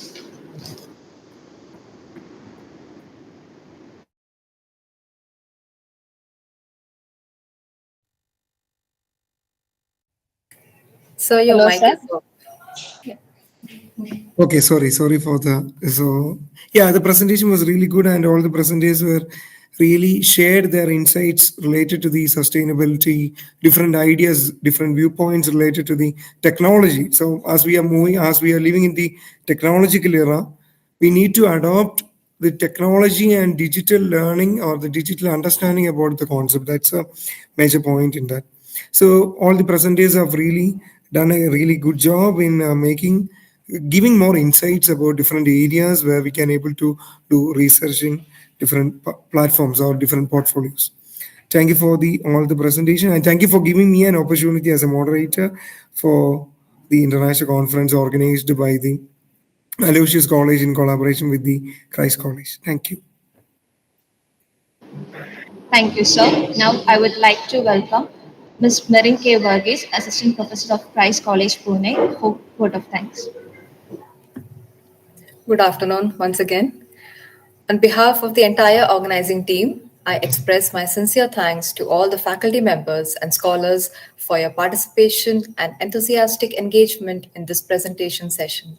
We have been privileged to witness a gathering of brilliant minds and experts from around the globe converging to share insights, exchange ideas, and foster collaboration in the realms of commerce, trade, and sustainable development. A heartfelt appreciation goes out to all the distinguished speakers who generously shared their expertise, research findings, and experiences. Your presentations have not only enriched our understanding of the complex issues at the intersection of commerce, trade, and sustainable development, but also have inspired us to strive for innovative solutions that can shape a more inclusive and sustainable future. My sincerest gratitude to our esteemed moderator, Mr. Bitto Benny, whose dedication and skillful guidance has steered us through a sea of knowledge and insight. Thank you, sir. Your contributions have added immeasurable value to this presentation session. Thank you, one and all. Thank you, ma'am. So now our presentation session is over. Now we are officially going to valedictory session. First of all, I would like to invite Ms. Femi Moni, Assistant Professor of St. Aloysius College, Elthuruth, for welcome address.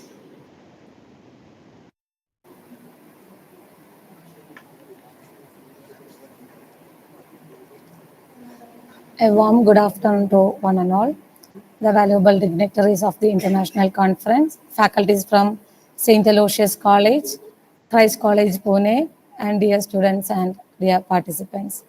We gather here today for the valedictory session of International Conference on Commerce, Trade, and Sustainable Development, jointly organized by St. Aloysius College, Elthuruth, and Christ College, Pune. It has been a truly enriching experience to witness the exchange of ideas, insights, and knowledge over the past few hours from distinguished scholars, researchers, and professionals who have joined us from various concerns of the globe. Our esteemed gathering is honored to have Dr. T.K. Pius, Director, Self-Financing Session, St. Aloysius College, who preside over the valedictory session. Welcome you, sir. Next, we are also privileged to have with us today Dr. Libison KB, Coordinator IQAC, St. Aloysius College, Elthuruth. It's my immense pleasure to welcome you, sir. Welcome. Next, I would like to welcome Ms. Nanette Joy, Coordinator of PG Department of Commerce, Biju Sebastian, HOD, Department of Arts, Ms. Marin K. Vogis, Conference Coordinator, and other colleagues, students, and participants from different parts of the world. Welcome you all. Once again, welcome you all to this gathering. Thank you. Thank you, ma'am. Now, I would like to invite Dr. T.K. Paisa, Self-Financing Director, St. Aloysius College, for presidential address. Good afternoon, one and all. I hope you can hear me. Yes, sir. Yes, sir.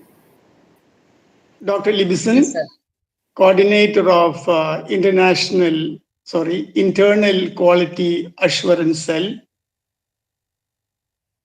Ms. Nanette Joy, Head of the Department of Commerce. Ms. Uma Devi, Head of the Department of BCom Computer Application. Ms. Femi Moni, Assistant Professor. And dear scholarly participants. I stand before you today on this concluding session of the prestigious international webinar on the critical nexus of commerce, trade, and sustainable development. From the deliberations and about 18 research paper presentations we had today, we become more and more conscious of the fact that our world is increasingly interconnected, and the decisions we make within our borders resonate globally. It is imperative that we navigate the complexities of this interdependence with wisdom, foresight, and a commitment to sustainable practices. At the heart of our discussions is the recognition that international trade is not merely a transactional exchange of goods and services. It is a catalyst for prosperity. A well-functioning global trade system creates opportunities for businesses, fuels economic growth, and elevates the standard of living for millions around the world. However, as we celebrate the benefits of commerce, we must also acknowledge the responsibilities that come with it. Our collective efforts must align with the Sustainable Development Goals, a blueprint for a better and more sustainable future. Trade can and should be a powerful instrument in achieving our goals. It is our duty to ensure that our economic activities contribute to environmental conservation, poverty alleviation, and the overall well-being of societies. As we march forward into the future, innovation and technology will be our steadfast companions. The digital age has ushered in unprecedented opportunities, and it is crucial that nations embrace these advancements for a competitive edge. A thriving digital economy, coupled with smart regulations, will drive progress and open new frontiers for growth. However, growth must not come at the expense of fairness and inclusivity. We must strive for trade practices that are equitable, tearing down barriers, and ensuring that the benefits of commerce are shared across nations and communities. Our commitment to fair competition and the well-being of all must be unwavering. In the face of a challenging climate and environmental challenges, our responsibility intensifies. Commerce and trade must not be blind to the environmental footprint. Sustainable business practices, green technologies, and international cooperation are not just options, but imperatives for a resilient and sustainable future. The rise of global supply chains underscores the need for resilience and adaptability. In an era where disruptions can reverberate globally, we must build supply chain systems that are robust and responsive. Collaboration among nations will be key in achieving this objective. International collaboration, in fact, is the cornerstone of our success. The challenges we face transcend borders, and solutions can only be crafted through shared knowledge and cooperative endeavors. Let us commit ourselves to working hand in hand, transcending differences, forging a path to a future defined by shared prosperity, sustainability, and inclusivity. In conclusion, let this conference be a catalyst for action. As we deliberate on the intricacies of commerce, trade, and sustainable development, let us remember that our decisions today shape the world of tomorrow. Let us be architects of positive change, advocates of responsible business practices, and champions of a future where commerce and trade are engines of prosperity for all. Thank you for the patient listening. Thank you for joining this webinar. I hope you had something substantial for pondering upon. Thank you. Thank you very much. Thank you very much, sir. Now, I would like to invite Dr. Lipson KP, Coordinator IQAC St. Aloysius College, for felicitation. So, very good afternoon, dear Dr. T.K. Pius, Senior Faculty and Director, Programs in the Self-Financing Stream, Ms. Femi Moni, Faculty in the Department of Commerce, Ms. Uma Devi, Faculty in the Department of Commerce, Ms. Nana Joy, Ms. Marin K. Varghese, Mr. Biju Sebastian, and other faculty members from Department of Commerce, St. Aloysius College, and Department of Commerce, Christ College, Pune, participants, paper presenters, and my dear students. So we have come to the close of one-day virtual conference on commerce, trade, and sustainable development. I must say that the topic we have chosen for the seminar is a very apt one, in the sense that everyone is talking about responsibility of business towards society, towards environment, towards other various stakeholders of business. So initially we were talking about social responsibility of business, because many resources which are otherwise available for society, business is taking advantage of it. So business has to be socially responsible, and we were talking about corporate social responsibility earlier. Then we started to talk about corporate governance, where people argue that business should be properly governed, and if a business is properly governed, that will add value. So we were talking about corporate governance some years back. Now we are talking about responsibility of business towards environment. Business should be concerned about the environment.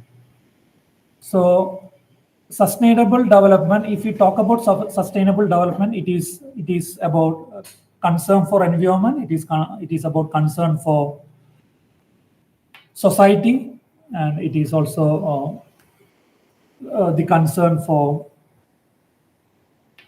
governing your business in an effective manner.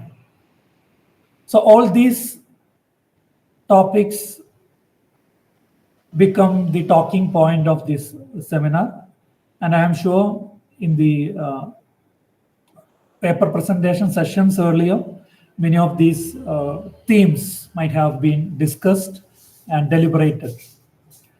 And this conference itself is a classic example of how you can contribute to sustainable development, in the sense that we are doing it online, and we avoid much of travel, we avoid much of waste that otherwise might have generated. It could be in terms of stationery, it could be in terms of food. So when you organize something online, you are actually contributing to the sustainable development. You show your concern to the environment. So you avoid travel, so that way you are saving a lot of fuel. So this topic has multifarious dimensions to talk about. So I don't want to enter into other details of the theme of the conference. My duty is to felicitate this session. I am extremely happy to know that this conference has been organized in an effective way, and paper presenters benefited out of the feedback given by the session chairs. And I think more than 20 paper presenters were given the opportunity to present their ideas, and they actually benefited out of it. And we had a keynote address by Dr. Gauri S. Kumar, by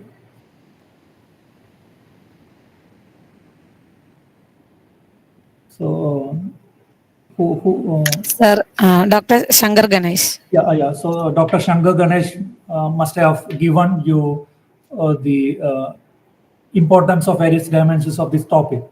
So I thank, on behalf of IKSS and Aloysius College, all the team members in the organizing team. So you have done a wonderful job today, and in order to make a program a reality, it needs a lot of hard work, it needs a lot of planning, it needs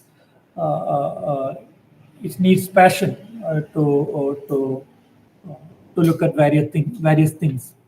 So I am sure many faculty members put their efforts 24/7 in order to make this a reality.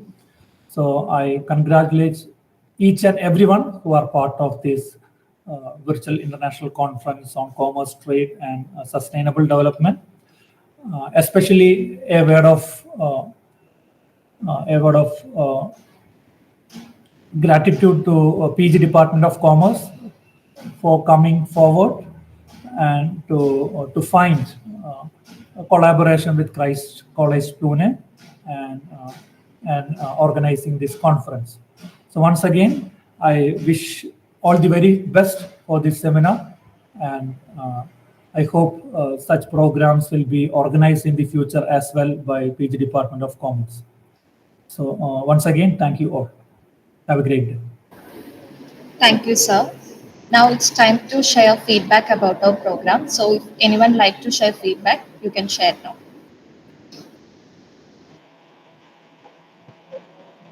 Yeah, the International Seminar on the Commerce, Trade and Sustainable Development, conducted by Aloysius College in Pune, was a comprehensive and enlightening experience for Hello, sir. It's not audible.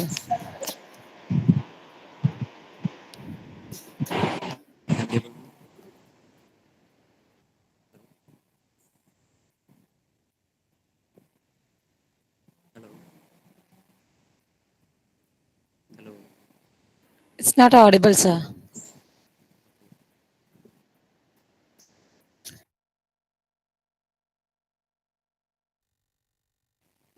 Am I audible? Hello?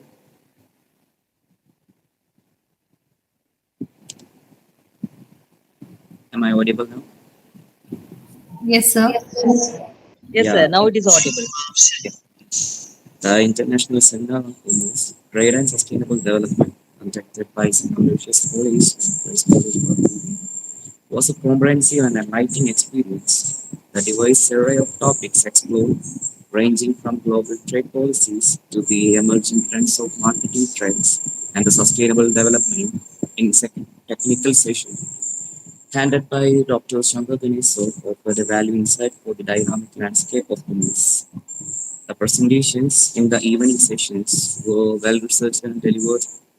And as a feedback or as a recommendation, I would say that incorporating more interactive sessions and workshops in the future will encourage the participants in engagement and applying this practical application of the knowledge that we gained through this one-day conference.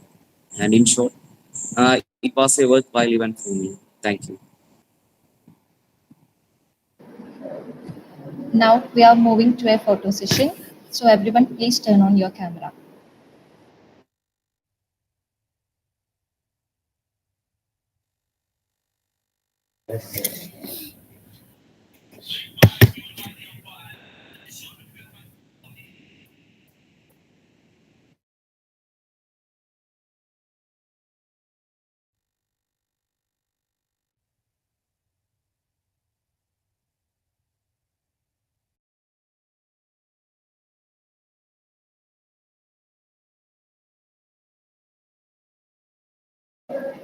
Now I would like to invite Uma Devi P, Assistant Professor of St. Aloysius College, Elthuruth, for vote of thanks.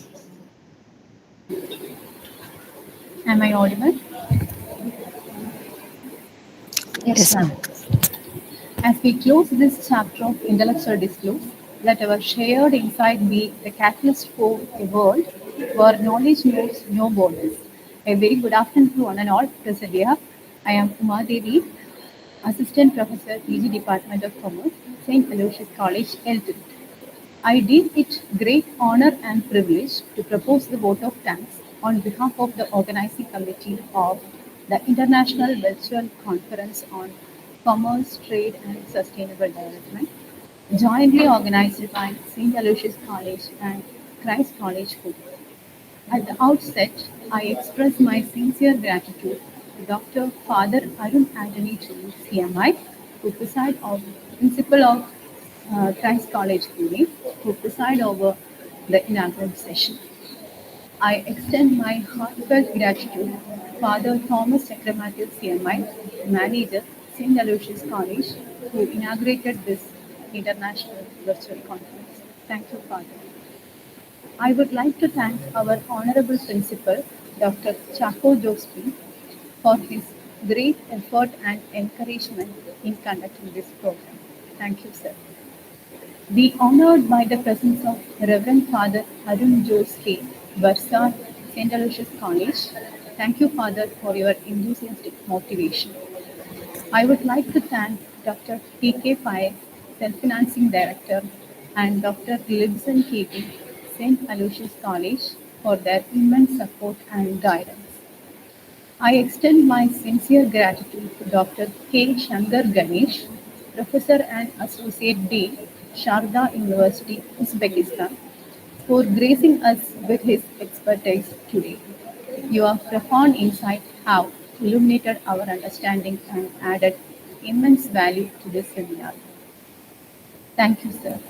Next, I would like to thank Mr. Vito Benny, who moderated the paper presentation session. Thank you, sir. Next, we are delighted to have Mr. Biju Sebastian, HOD of Arts, Christ College, Pune, and Program Coordinator, Mrs. Marin K. Verghese, Assistant Professor, Christ College, Pune, for their immense support, effort, and guidance. We appreciate your presence. Thank you. An event of this magnitude cannot be organized simply handed by.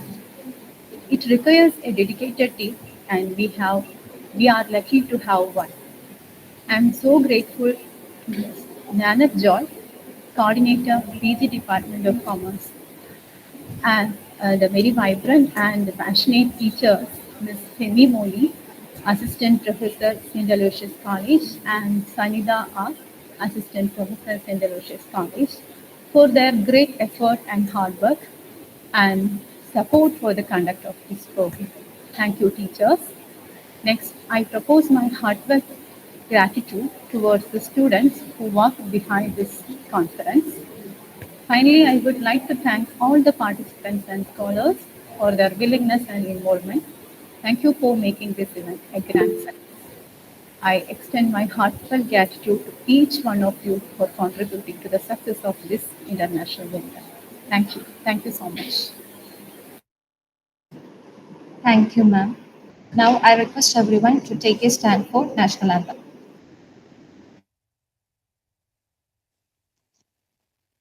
जनगण मन अधिनायक जय हे भारत भाग्य विधाता पंजाब सिंध गुजरात मराठा द्राविड उत्कल बंगा विंध्य हिमाचल यमुना गंगा उज्जल जलति तरंगा तव शुभ नामे जागे तव शुभ आशीष मागे गाहे तव जय गाथा जनगण मंगलदायक जय हे भारत भाग्य विधाता जय हे जय हे जय हे जय जय जय जय हे